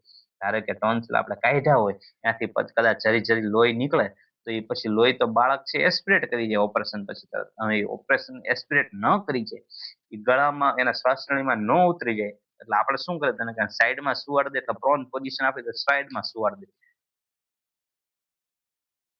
જે લોહી છે એ લોહી એના મોઢામાંથી બહાર આવતું રહે, અંદર એસ્પિરેટ ન કરી જાય. Which of the following finding in Sita's history would identify a need for her to receive Rho immunoglobulins? હવે એમ કે છે કે નીચેનામાંથી કઈ એવી કન્ડિશન છે કે જો સીતાને છે એ હિસ્ટ્રી એવી હશે કે એને આપણે આરએચઓ ઇમ્યુનોગ્લોબ્યુલિન આપવું પડશે? તો ધારો કે છે એ સીતા છે એ આરએચ સીટા છે એ આરએચ નેગેટિવ છે, અને એનું કુંભ છે એટલે કે જે ગર્ભમાં બાળક છે એ પોઝિટિવ હોય, તો આપણે એને છે ઇમ્યુનોગ્લોબ્યુલિન આપવું પડશે, જેથી છે એ પછી એને કોમ્પ્લિકેશન ન થઈ શકે. આરએચ નેગેટિવ અને Kumbh positive. Removal of microbes from liquid by means of porous material is. હવે એમ કે છે કે લિક્વિડ માંથી છે એ માઇક્રોબ્સ હોય, એ માઇક્રોબ્સ ને દૂર કરવા માટે કઈ પદ્ધતિ વપરાય? તો એને કહેવાય ફિલ્ટ્રેશન. ધારો કે કોઈ તમે એવું ધારો કે ફિલ્ટ્રેશન મતલબ કે તમે ધારો કે કાંઈ ગયણું, આપણે ગયણું લઈ છીએ, સાડી લઈ, ગયણું લઈ, કાપડ લઈ, પછી આપણે એના ઉપર પાણી રેડીએ એટલે માઇક્રોબ જે હોય એ બધા દૂર થઈ જાય, તો એ કઈ પદ્ધતિથી કરી શકાય? તો એને કહેવાય ફિલ્ટ્રેશન. નવો પ્રશ્ન, epidemic affecting a large population is called pandemic. જ્યારે એપિડેમિક છે કોઈ પણ રોગનો રોગચાળો ફેલાય પણ એ જ્યારે ઝાઝી બધી વસ્તીને, દેશ વિદેશની વસ્તીને અસર કરે, તો એને શું કહેવાય? તો એને કહેવાય પેન્ડેમિક. આ એન્ડેમિક, સ્પોરાડિક કોને કહેવાય, પેન્ડેમિક કોને કહેવાય, એપિડેમિક કોને કહેવાય, એના માટે અત્યારે ડિટેલમાં ચર્ચા કરતા નથી, કેમ કે આપણા વિડીયોમાં છે, આપણા ચેનલ યુટ્યુબ ચેનલ છે એમાં એ વિડીયો ડિટેલમાં આપેલો છે, એટલે કોઈને પણ જોવું હોય કોને એપિડેમિક કહેવાય, કોને પેન્ડેમિક, તો એ છે અંદર વિગત વખત વ્યવસ્થિત સમજાયું છે, તો એક વખત આપણો વિડીયો જોઈ રહ્યા એટલે બધું સમજાઈ જાય. પરીક્ષામાં કાંઈ પણ ફેરવીને પૂછે તો તમને આવડી જ જાય એવું આપણે વ્યવસ્થિત સમજાવેલું છે. નવો પ્રશ્ન, a person perceive a design on the wall as an animal. This is delusion, hallucination, illusion કે આઈડિયા ઓફ રેફરન્સ? તેનો સાચો જવાબ છે હેલ્યુસિનેશન. હવે ધારો કે દિવાલે સામે દિવાલ જ છે, પણ કોઈ પણ વ્યક્તિને એવું લાગે છે કે દિવાલ ઉપર અહીંયા એનિમલ્સ, વાઘ દેખાય છે, તો એનિમલ દેખાય, તો એનિમલ દેખાયને શું કહેવાય? એને કહેવાય હેલ્યુસિનેશન. કાંઈ પણ વસ્તુ સામે હોય નહીં છતાંય પણ તમને જો પરસીવ થાય, તમને મગજમાં બેહે કે ભાઈ સામે તો એક છોકરી દાંત કાઢે, જો તો સામે મને એકને જ દેખાય છે, હું એક જ ભાળું છું, સામે હે ને જો ડાકણ છે, પણ તું ન ભાળી, હું એક જ ભાળી શકું. તો એ છે ને એ હેલ્યુસિનેશન કહેવાય, કે તમને એકને જ દેખાય છે, હકીકતમાં અહીંયા કોઈ છે જ નહીં, પણ તમને મગજમાં એવું લાગે કે અહીંયા કંઈક છે. એટલે એને કહેવાય હેલ્યુસિનેશન. એવી રીતે રૂમમાં ધારો કે તમને એવું પિક્ચર દેખાય કે સામે દિવાલ ઉપર એનિમલ છે પણ હકીકતમાં કઈ હોતું નથી, તો એને કહેવાય hallucination. Return to early development stage is regression, retaliation, projection કે ઇન્ટ્રોજેક્શન, તો એને કહેવાય regression. Return to early developmental stage એને કહેવાય, ધારો કે કોઈ વ્યક્તિ બોલતા શીખી ગયું છે, એ બધું બોલે છે પપ્પા ને મમ્મી ને આ ને તે ને, પછી અચાનક બોલવાનું બંધ કરી દે, ઓછું બોલે, તેને શું કહેવાય? રિગ્રેશન કહે કે ભાઈ બાળકનું ડેવલપમેન્ટ થયું, એને બોલતા આવડ્યું પણ પછી અચાનક મારા બેટું બોલવાનું બંધ કરી દીધું, ઓછું કરી દીધું, એને કહેવાય રિગ્રેશન. કાંઈ પણ તકલીફ વગેરે એવું થાય એને કહેવાય રિગ્રેશન. નવો પ્રશ્ન, sun setting eyes are found in Down syndrome, hydrocephalus, cerebral palsy કે મેનિન્જાઇટિસ. સન સેટલિંગ આઈઝ એટલે શું? તો આપણે જોઈને ફોટો મૂક્યો કે આની આંખો છે ને બાળકને જુઓ તમે, એને છે ને સ્ક્લેરા, બરોબર સ્ક્લેરાની વચ્ચોવચ્ચ નથી પણ એની આંખો છે ને જે છે એ નીચે વહી છે, કોર્નિયા છે નીચે દેખ બધું વયું ગયું છે. જો નીચેની સાઈડ તમે જોઈ શકો, વચ્ચે નથી, નીચે વહી ગઈ એકદમ, આખું જો કાળા કલરનો ભાગ છે ને નીચે આવી ગયો, વચ્ચોવચ્ચ હોવું જોઈએ, નીચે આવી ગયો, તો એને કહેવાય. જો તમને એવું લાગે કે ડૂબતો સૂર્ય છે, આપણે કુદરતી દ્રશ્યમાં આવું દ્રશ્ય દોરતા ખબર કે સૂરજ અડધો જ દેખાય, તો એને કહેવાય સન સેટિંગ આઈસ. તો એ સન સેટિંગ આઈસ શેમાં જોવા મળે? તો કોઈ પણ બાળકને હાઇડ્રોકેફેલસ હોય, જ્યારે મગજમાં પાણી ભરાતું હોય, મગજમાં જાજુ પાણી હોય, એટલે આવી આંખ જોવા મળે, તો એના ઉપરથી તમે અંદાજ મારી શકો કે આ બાળકને છે હાઇડ્રોકેફેલસ છે, મગજમાં પાણી ભરાય છે, તકલીફ છે. તો એ શેનાથી નક્કી કરી શકાય? તો કે બાળકની આંખો છે, જે કોર્નિયા છે નીચેની સાઈડ વહી જાય, નીચે જો દેખાય તમને લુક છે, લુક ઉપરથી ખબર પડી કે ભાઈ આ લક્ષણ છે, સાઇન છે, મતલબ કે બાળકને હાઇડ્રોકેફેલસ હોઈ શકે. નવો પ્રશ્ન, એન્ટી પેલાગ્રા વિટામિન ઇઝ, નીચેનામાંથી એન્ટી પેલાગ્રા વિટામિન કયું છે? તો એનો સાચો જવાબ છે વિટામિન બી3. વિટામિન બી3 એટલે નિયાસિન. હવે પેલાગ્રામાં શું જોવા મળે? કોઈ પેલાગ્રા રોગ થાય તેમાં શું જોવા મળે? તો એમાં થ્રી ડી જોવા મળે, 3D. ડર્મેટાઇટિસ, ડિમેન્શિયા અને ડાયરિયા. ઝાડા જોવા મળે, ડર્મેટાઇટિસ ચામડીમાં હોજો આવી જાય કે ચામડીની તકલીફ જોવા મળે, મતલબ કે ચામડીમાં સોજો આવી જાય ને કહેવાય ડર્મેટાઇટિસ. ડિમેન્શિયા અને ડાયરિયા. ડિમેન્શિયા યાદ ન રહેવું, આ ત્રણ વસ્તુ જોવા મળે, ડિમેન્શિયા, ડર્મેટાઇટિસ અને ડાયરિયા. 3D જોવા મળે શેમાં? તો કે પેલાગ્રામાં. એ પેલાગ્રા રોગ શેનાથી થાય? તો કે વિટામિન બી3 નિયાસિનની ડેફિશિયન્સી.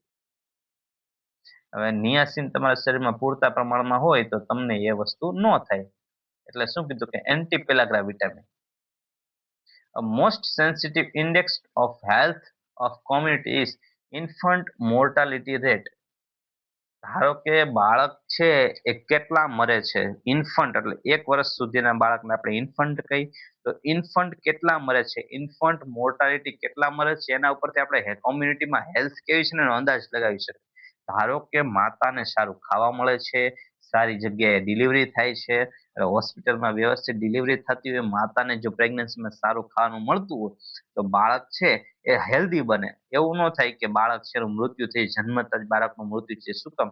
તો કે બાળકનું વજન પૂરું નહોતું એટલે જન્મતા મૃત્યુ થઈ ગયું, બાળકને પૂરતું પોષણ ન મળ્યું જન્મા પછી 2 મહિનામાં, એટલે એને થઈ ગયું. બાળકને ફિઝિયોલોજીકલ જોન્ડિસ થયો એટલે કે બાળકને કમળો થયો, પણ એને હોસ્પિટલ લઈ જવાના પૈસા જ નહોતા, કમળામાંથી કમળે થઈને બાળક ગુજરી ગયું.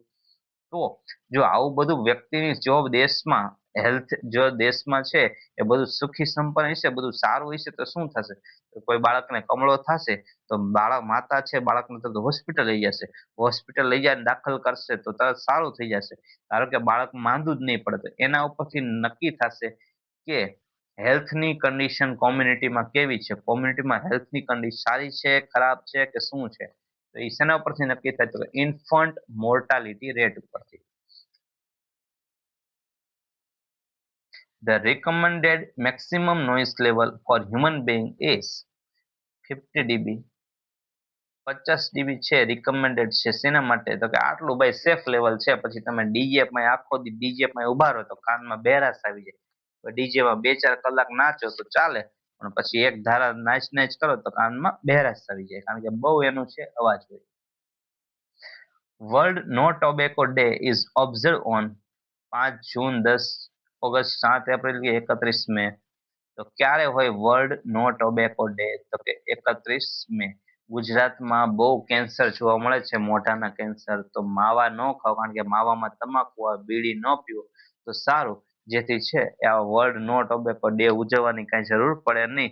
એમનેમ બધું થઈ જાય. જો કોઈ ખાય જ નહીં તો પછી માણસો હેલ્ધી રહે, તો આવા કઈ ડે ઉજવવાની જરૂર પડે નહીં. એટલે બને ત્યાં સુધી માવા મૂકી દેવા જોઈએ. નવો પ્રશ્ન. Occupational disease caused by coal dust is called anthracosis, silicosis, pegasosis, asbestosis. હવે એમ કે છે કે કોલસો હોય, કોલસાની રજ ઉડતી હોય, એના કારણે તમને રોગ થાય ને શું કહેવાય? તેને કહેવાય એન્થ્રેકોસિસ. હવે કોને થાય? તો કે જ્યારે કોલસાની ખાણમાં કામ કરતા હોય અથવા તો કોલસાની નજીક જે ભઠ્ઠીમાં કામ કરતા હોય અને એને કોલસાની રજ ઉડે, કોલસો કાઢતા હોય અથવા કોલસાની ખીણમાં કામ કરતા હોય અથવા કોલસાને જ્યાં કટિંગ થતો હોય, તો અહીંયા કોણ રહેતું હોય? તો કે જે વ્યક્તિ ધંધો કરતો હોય, મજૂરી કરતો હોય, એ જે મજૂર હોય એને આ રોગ થવાના ચાન્સીસ વધી જાય. કારણ કે જે રજ ઉડતી હોય એ નકરી ફેફસામાં જાય એટલે એના હિસાબે રોગ થાય. તેને શું કહેવાય? તેને કહેવાય એન્થ્રાકોસિસ. આ બધી ટર્મિનોલોજી છે. આ પ્રશ્ન છે પરીક્ષામાં વારંવાર પૂછાય છે, નવો નવો પૂછે કે એસ્બેસ્ટોસ થી કયો રોગ થાય? ધારો કે પથ્થરની ખીણમાં કામ કરતા હોય તો એનાથી કયો થાય? તો કે સિલિકોસિસ થાય. કારણ કે પથ્થર કાપે એટલે ઝીણી ઝીણી રેતી ઉડતી હોય, પથ્થર કપાય એટલે કટિંગ થાય, રેતી ઉડે, એ બધી શ્વાસમાં જાય એટલે શ્વાસ લે ત્યારે અંદર જાય ફેફસામાં, એનાથી થાય સિલિકોસિસ. એટલે આ બધી કન્ડિશન છે યાદ રાખવાની છે. આપણે એક પેપરમાં બધી કન્ડિશન વ્યવસ્થિત રીતે સમજાવેલી છે એક પ્રશ્નમાં. Susceptibility to bilirubin toxicity is increased in haemolysis. એનો સાચો જવાબ છે હિમોલાઇસિસ. જ્યારે છે એ લોહી તૂટે ત્યારે છે એ વધુ ને વધુ બિલિરુબિન બને. એટલે susceptibility to bilirubin toxicity is increased in haemolysis. જ્યારે લોહી તૂટે એટલે છેલ્લે શું બને? તો કે બિલિરુબિન બને. એટલે બિલિરુબિન તો વધુ બનવાનું છે. શેમાં સસેપ્ટિબિલિટી ઇન્ક્રીઝ થાય? તો કે હિમોલાઇસિસ જ્યારે થતું હોય એમાં. Birth injury due to damage of brachial plexus is Erb's palsy. હવે આ birth injury due to damage of brachial plexus. હવે જ્યારે છે એ ધારો કે બાળકને છે એ વજાઈનામાંથી બહાર આવતું હોય, ડિલિવરી લેબર થતું હોય, ત્યારે જો એને બ્રેકિયલ પ્લેક્સસની ઇન્જરી થઈ જાય ખભા પાસે, તો એને છે ને અર્બ્સ પાલ્સી થઈ જાય. અર્બ્સ પાલ્સીમાં કેવું જોવા મળે? અર્બ્સ પાલ્સીમાં છે ને ભીખ માંગતા હોય ને એવી રીતે, બાળક કેમ આમ ભીખ માંગતું હોય, આવી રીતે આમ ભીખ માંગતું હોય એવી રીતે એનું છે હાથ છે એવી રીતની મુવમેન્ટ થાય. જો હાથ એનો કેમ વળી ગયો છે આખો, ભીખ માંગતા હોય ને એવું લાગે. વેટર આપણે ટિપ્સ કેમ વેટર માંગતા હોય, સોરી ભીખ માંગતા હોય ટિપ્સ, આપણે વેટર પાસે વેટર ટિપ્સ કેમ માંગતા હોય, એમાં ટિપ્સ માંગતા હોય ને એટલે એને કહેવાય waiter tips deformity of wrist. Waiter tip, waiter હોય છે આપણે હોટેલોમાં એમાં વેટર હોય, તો વેટર કઈ રીતે ટીપ માંગતો એવી રીતે એનો હાથ થઈ જાય, તો એને કહેવાય વેટર ટિપ્સ ડિફોર્મિટી. અને શેના કારણે થાય? તો કે જ્યારે ઇન્જરી થતી હોય ત્યારે બર્થ થતો હોય જન્મ, ત્યારે ડિલિવરી વખતે જો એને બ્રેકિયલ પ્લેક્સસમાં ઇન્જરી થાય તો બ્રેકિયલ પ્લેક્સસમાં ઇન્જરીને કારણે આવી રીતે હાથ થઈ જાય. નવો પ્રશ્ન.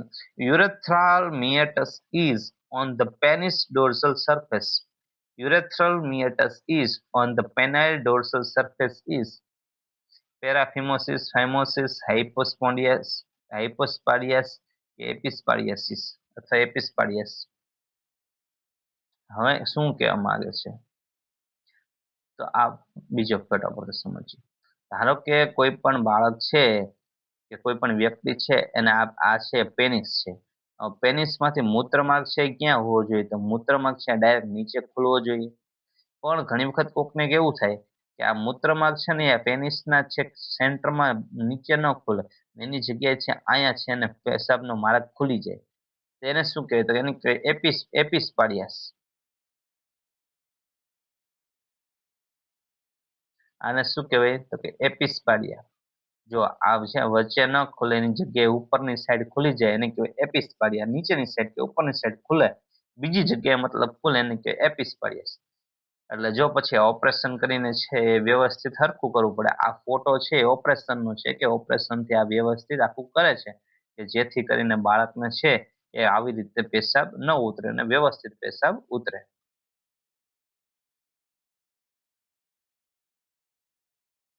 આવું બહુ રેર હોય છે પણ આવું ક્યારેક ક્યારેક જોવા મળે છે ને કે એપિસ્પાડિયાસિસ અથવા એપિસ્પાડિયાસ.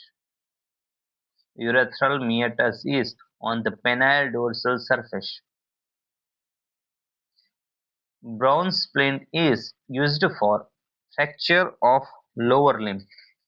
બ્રોન્ઝ સ્પ્લિન્ટ ક્યાં યુઝ થાય તો કે ભાઈ લોઅર લિમ્બ નું ફ્રેક્ચર હોય ને તો ફ્રેક્ચર ઓફ લોઅર લિમ્બ, પગનું ફ્રેક્ચર હોય ને ત્યારે આ પાર્ટો યુઝ થાય. Fractures of lower limb, Braun's splint. આ સ્પ્લિન્ટના ઘણા પ્રશ્નો પૂછાય છે તો એ થોડાક તમારે યાદ કરી લેવા એટલે છે પરીક્ષામાં તકલીફ ન પડે. નવો પ્રશ્ન, maximum development of brain occur at. ધારો કે બાળકનું મગજનો વિકાસ સૌથી ક્યારે થશે? ઇન્ફન્સીમાં 1 વર્ષનું હશે ત્યારે, સ્કૂલ ગોઈંગ એજ, એડોલસન્સ, ફર્સ્ટ ટ્રાઇમેસ્ટર પ્રેગ્નન્સી એટલે કે બાળક પેટમાં હશે ત્યારે, માતાના મતલબ કે જન્મ થશે ત્યારે, પ્રેગ્નન્સી રહેશે ત્યારે જ, એડોલસન્સમાં કે સ્કૂલ એજમાં કે ઇન્ફન્સીમાં. એનો સાચો જવાબ છે સ્કૂલ ગોઈંગ એજમાં. 5 વર્ષનું બાળક થશે, 1 થી 5 વર્ષનું, ત્યારે એનું બાળકનો સૌથી વધુ બ્રેઇનનો વિકાસ થશે. Which immunity is present in human milk? માતાના મિલ્કમાં કઈ ઇમ્યુનિટી હશે? તો એના મિલ્કમાં હશે પેસિવ નેચરલ ઇમ્યુનિટી. માતા આપણે તો કુદરતી કઈ બહારથી આપતા નથી એટલે કુદરતી કહેવાશે કુદરતી નેચરલ ઇમ્યુનિટી. પેસિવ કઈ રીતે? તો એક્ટિવ કોને કહે તો બાળક છે, બાળકમાં કોઈ પણ ધારો કે ટીબી ના બેક્ટેરિયા પ્રવેશે પછી બાળકના શરીરને ખબર પડે કે આ તો કોઈ દુશ્મન પ્રવેશ, એના સામે સૈન્ય તૈયાર કરે તો એને કહેવાય એક્ટિવ નેચરલ ઇમ્યુનિટી, કે પોતે બનાવ્યું, પોતે કઈક જાત મહેનત વિકસે કે એક્ટિવ નેચરલ ઇમ્યુનિટી. પણ હવે આ તો માતા તરફથી એને તૈયાર જ મળે છે ભાઈ હાલે આ વસ્તુ હાલે, ભાઈ ટાઈટ નો સ્વેટર પહેરી જા, બાર બહુ ટાઈટ છે. માતા આપણને છે પ્રવાસમાં જઈને સ્વેટર પહેરતો જા, હાલે મારું સ્વેટર આપું પહેરતો જા, બાર છે બહુ ઠંડી લાગશે. તો એ માતાએ આપણને આપ્યું, એને ખબર જ છે કે બાર ભાઈ આવું આવું પવન હોય છે, આવી ટાઈટ હોય એટલે આપણને અગાઉથી આપી દે, તો એને કહેવાય passive natural immunity.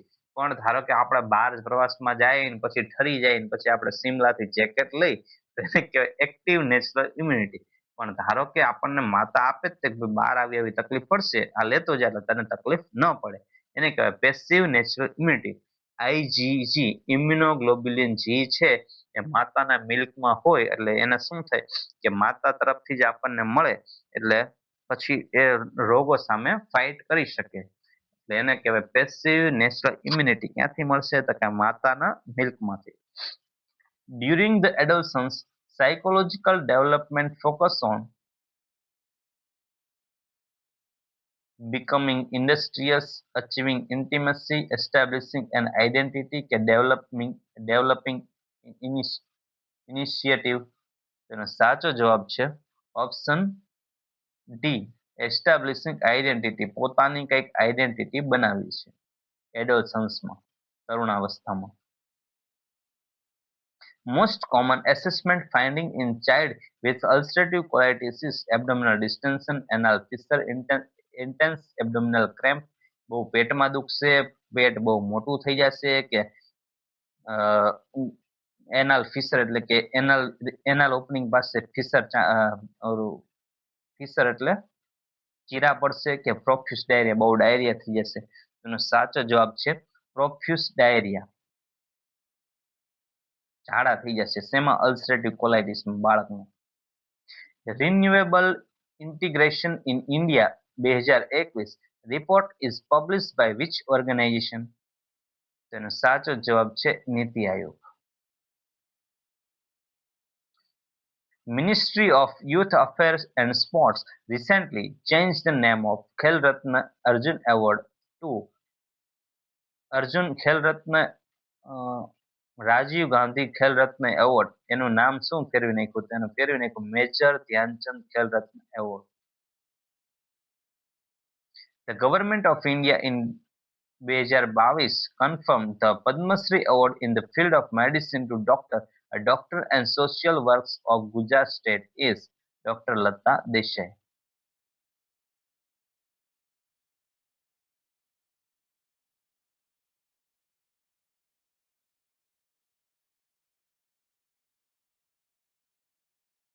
Doctor Lata Desai. Who is the chairman of NITI Aayog? તો નીતિ આયોગના ચેરમેન કોણ હોય છે? તો કે પ્રાઇમ મિનિસ્ટર ઓફ ઇન્ડિયા. અત્યારે નરેન્દ્રભાઈ મોદી વડાપ્રધાન છે, એ પ્રાઇમ મિનિસ્ટર છે, તો એના નીતિ આયોગના છે ચેરમેન કોણ કહેવાય? તો કે વડાપ્રધાન નરેન્દ્રભાઈ મોદી અત્યારના સમયમાં. United nation has declared the year 2023 as International Year of Millets. United Nation યુએનએ છે એ 2023 ને શેનું વર્ષ છે ગણાવ્યું? તો કે મિલેટ્સનું, ધાન. International Nurse Day is celebrated on which of the following dates? તેનો સાચો જવાબ છે નર્સિંગ ડે ક્યારે ઉજવવામાં આવે છે? હવે નર્સિંગ ડે ની ઉજવણી ક્યારે થાય? તો કે 12 મે. 12/5 થોડાક દિવસમાં આવશે. અત્યારે આપણે વિડીયો મૂક્યો, મહિના પછી આવશે 12 મે. Earth Hour is observed an annual event in which month of year? તેનો સાચો જવાબ છે March. Earth Hour is observed an annual event in which month of the year? March. Ministry of Housing and Urban Affairs સ્વચ્છ ભારત સર્વેક્ષણ 2021 rank Surat in Gujarat state as the ખાલી જગ્યા cleanest city of India. હવે સ્વચ્છ ભારત સર્વેક્ષણ છે 2021 માં સુરતનો કેટલા નંબર આવ્યો હતો? તો એનો નંબર આવ્યો હતો બીજો નંબર સુરતનો. My life in full, works, family and our future is written by Indra Nooyi. નવો પ્રશ્ન. The Protection of Women from Domestic Violence Act was constituted in which year of India? તો કે 2005 માં કાયદો ઘડવામાં આવ્યો. તો શેનો? તો કે ડોમેસ્ટિક વાયોલન્સમાં સ્ત્રીઓને જે ઘરે મારતા હોય ને, નાની નાની વાતમાં સ્ત્રીઓ ઉપર હાથ ઉઠાવતા એ મારતા હોય, એ ડોમેસ્ટિક વાયોલન્સ ન થાય એના માટે કયો કાયદો ક્યારે ઘડવામાં આવ્યો? તો કે 2005 માં ઘડવામાં આવ્યો. The Honorable Prime Minister of India recently inaugurated the Statue of Equality in Hyderabad. Who is this statue? Whose is this statue? આમ કે છે સ્ટેચ્યુ ઓફ ઇક્વાલિટી, તે કોનું સ્ટેચ્યુ છે? તેનો સાચો જવાબ છે ભગવત Shri Ramanujacharya.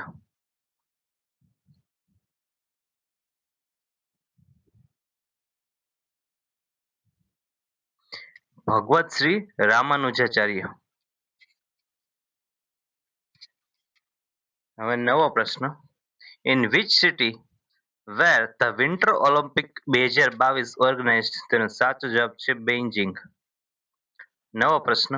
Who among the following broke his own record in javelin and won gold medal at Tokyo Paralympics 2021? તેનો સાચો જવાબ છે Sunil અંટિલ. Among the four Vedas, which Veda is associated with music? Sham Veda is associated with music. The youngest chess prodigy who became the Indian chess grandmaster recently is Abhimanyu Mishra. Abhimanyu મિશ્રાએ લગભગ નાની ઉંમર એટલે કે 11-12 વર્ષની ઉંમરે ગ્રાન્ડ ચેસ માસ્ટર થઈ ગયા હતા. ઘણા બધા એની પાસે ટાઇટલ પણ હતા. Citizen Charter Program was initiated by Government of Gujarat in the year 1998 in order to make administration mechanism more effective and responsible. ક્યારે? તો કે 1998 માં.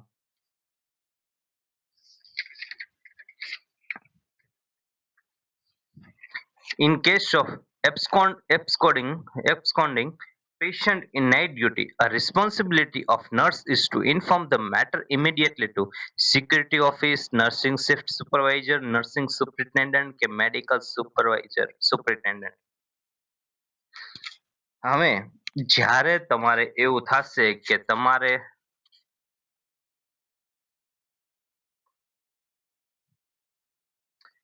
જ્યારે તમારે નાઇટ ડ્યુટી હોય અને એવું થાય કે પેશન્ટ છે ભાગી જાય, પેશન્ટ છે હોસ્પિટલ મૂકીને વયું જાય, તમને કીધા વગરનું વયું જાય, તો તમે કોને જાણ કરશો? અને જે હોસ્પિટલમાં કામ કરતા હોય ને એવું થાય. અમારે છે ને એક ભાઈ હોસ્પિટલમાં કામ કરતા હતા ને, તો એ ભાઈ ડ્યુટી ઉપર હતા, એ સ્ટાફ નર્સમાં હતા, અને કેવું થયું પેશન્ટ છે ને દારૂડિયો હતો. તો રાતે તો બધાય છે આપણા જનરલી છે આપણા પોતપોતાના કામમાં લાગી જતા હોય છે, બધું સિટીઓલ મારવા ને એવું બધું કરતા હોય છે, ટ્રીટમેન્ટ આપીને એવું બધું પૂરું થાય એટલે આપણે નિરાતે આપણા સ્ટેશન હોય નર્સિંગ સ્ટેશન ત્યાં બેઠા હોય. ઘણી વખત બિલ્ડિંગ છે 3-4 માળનું બિલ્ડિંગ હોય, ઘણી વખત છે રાત્રે ઓછું આપણા હોસ્પિટલમાં ઓછી લાઈટ ચાલુ હોય, તો આપણે ઘડીએ વળીએ છે દર્દીને ડિસ્ટર્બ કરવા ન જાય, કારણ કે દર્દી સૂઈ ગયા હોય તો આપણે ઘડી વળી ડિસ્ટર્બ કરવા ન જાય, એટલે આપણે નર્સિંગ સ્ટેશને બેઠા હોય. તો એવું થયું કે દારૂડિયો પેશન્ટ હતો ને એ નીચે છે ને વીગો ડાયરેક્ટ કાઢીને, જે આઈવી કેન્યુલા વીગો હોય ને વીગો કાઢ્યા વગર સીધો ખેંચીને બાટલો ખેંચીને મતલબ કે ગયો નીચે. નીચે જઈને એના મિત્રને મળી આવ્યો, દારૂ પીને પાછો ઉપર આવતો રહ્યો. આ તો પછી છે એ હવારે એના એના હગા જયારે ગોતતા હતા ઘડીક રહીને, ત્યારે ખબર પડી કે આ ગધનો નીચે જઈને દારૂ પીવે છે. અથવા તો નીચે દારૂ પીને ઉપર પાછો આવતો રહ્યો, ત્યારે ખબર પડી કે આ તો એના ભાઈબંધને નીચે મળી આવી. પેશન્ટ ખુદ કે મારા ભાઈબંધને મળવા ગયો હતો, ભાઈબંધ આવ્યો હતા ને એટલે એને પણ આલ્કોહોલ છોડે ને એટલે આલ્કોહોલ વિથડ્રોઅલ સિમ્ટમમાં, આલ્કોહોલ ડિલિરિયમ ટ્રેમેન્સમાં એ હતો, એટલે આવી એને કન્ડિશન બની હતી. તો આવું થાય કે ભાઈ પેશન્ટ છે એબ્સકોન્ડિંગ પેશન્ટ, એટલે રાતે નાઇટ ડ્યુટીમાં તમે હોય અને પેશન્ટ વયું જાય કીધા વગર, તો તમે કોને જાણ કરશો? તો નર્સિંગ સુપ્રિન્ટેન્ડન્ટને જાણ કરશો. આપણે કોને જાણ કરશું? તો કે nursing superintendent. The power to legislate on all matters relating to election to panchayat lies with the state legislature. The state legislature.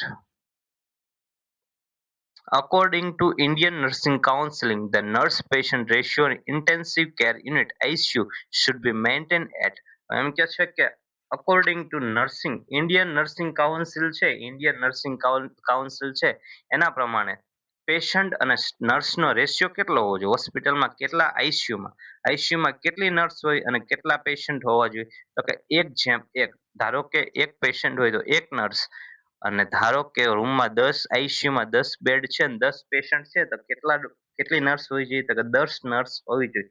એક નર્સે એક જ પેશન્ટનું ધ્યાન રાખવાનું આઈસીયુમાં. પણ આપણે કેવું હોય ઘણી વખત છે 10 પેશન્ટમાં 3-4 નર્સ જ ધ્યાન રાખતી હોય, 3 નર્સ હોય અને આખું આઈસીયુ સંભાળતા હોય. પણ આપણે આ રેશિયો આઈડિયલી કેટલો હોવો કેટલો જોઈએ, તો કે 1:1. એક પેશન્ટ માટે એક નર્સ હોવી જોઈએ. તો 10 પેશન્ટ આઈસીયુમાં હોય તો 10 નર્સ હોવી જોઈએ. આપણે અહીં ઘણી વાર કેટલી હોય, તો કે ભાઈ આઈસીયુમાં છે એ 10, અને એટલું કરીએ તો ઘણી વખત કેવું છે કે આપણે છે દર્દીને પણ ન, આપણે ભારતમાં કેવું છે કે દર્દીને પણ ન પોસાય અને ડોક્ટરને દવાખાનું હકાવવામાં ન પોસાય, એકઈને ન પોસાય. એટલે એના હિસાબે પછી આપણે કેવું હોય તો કે હોસ્પિટલમાં 10 નર્સ હોય, સોરી 10 દર્દી હોય આઈસીયુમાં, તો 3 થી 4 નર્સ હોય. જરૂર પડે તો બહારથી વોર્ડમાંથી સ્ટાફ બોલાવી લેતા હોય આપણે. નવો પ્રશ્ન, non verbal communication include gesture. ધારો કે તમારે કોમ્યુનિકેશન કરવું છે પણ એમાં બોલવું નથી, તો શું કરો? તો વર્ડ્સ એટલે તો બોલવું થાય, ફ્રેઝ એટલે તો આપણે આખા વિધાન બોલીએ, ગાય એને કહેવાય ફ્રેઝ. ઇન્ફોર્મેશન માહિતી આપીએ. તો નોન વર્બલ કોમ્યુનિકેશન, કોમ્યુનિકેશન કરવાનું પણ કેવું બોલીએ નહીં એવું, તો એમાં કઈ રીતે કરીએ? જેસ્ચર આપીને તમે કોઈને કરી જેસ્ચર આપીને સમજાવી શકો. તો આ હતું એએમસી દ્વારા જે પેપર લેવામાં આવ્યું એ સ્ટાફ નર્સનું પેપર. આપણે જૂનું પેપર એટલે અત્યારે સોલ્વ કરાયું કે હમણાં સ્ટાફ નર્સની પરીક્ષા આવે છે.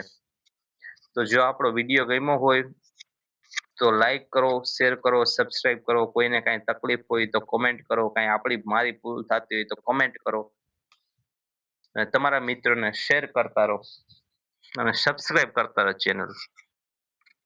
અને આવા નવા જો બીજા તમારે પ્રશ્નપત્ર જોવા હોય, ઓલ્ડ પેપર સોલ્યુશન જોવા હોય, તો આપણી ચેનલમાં ઘણા બધા આપેલા છે. આપણે ઘણા બધા ટોપિક જે નર્સિંગમાં આવે છે એના ઉપર ટૂંકા ટૂંકા 10-10 મિનિટના વિડીયો પણ બનાવેલા છે. જેમ કે કોને એક્લેમ્સિયા હોય, કોને પ્રી એક્લેમ્સિયા કહેવાય, કોને એપિડેમિક ડિઝીઝ કહેવાય, કોને પેન્ડેમિક ડિઝીઝ કહેવાય, એ વચ્ચેનો તફાવત આવે એ આપણે મૂકેલું છે. જે તમારા સાયકોલોજીમાં આખું ચેપ્ટર આવે છે કે હેલ્યુસિનેશન કોને કહેવાય, ડિલ્યુઝન કોને કહેવાય, ઇલ્યુઝન કોને કહેવાય. કારણ કે 1 માર્કનો પ્રશ્ન 1 થી 2 માર્કનું તમને પૂછાતું જ હોય છે કે કોને ઇલ્યુઝન હિલ્યુઝન કહેવાય. હવે વિટામિનના પ્રશ્ન પણ પૂછાતા હોય છે. વિટામિનના પ્રશ્ન પૂછાતા હોય કે વિટામિન ડી થી કયો રોગ થાય, તો વિટામિનનું આખું ચેપ્ટર છે આપણે એનો વિડીયો મૂકેલો છે. એના પ્રશ્ન પણ તમને 1 થી 2 પરીક્ષામાં પૂછાય છે. પછી આપણે કોને ઇન્ક્યુબેશન પીરિયડ કહેવાય, એવું પણ આપણે ઘણા વિડીયો મૂકેલા છે. તો આપણા વિડીયોમાં નાના નાના જે પ્રિપરેશન કરવા માટેના જે વિડીયો છે એ પણ મૂકેલા છે.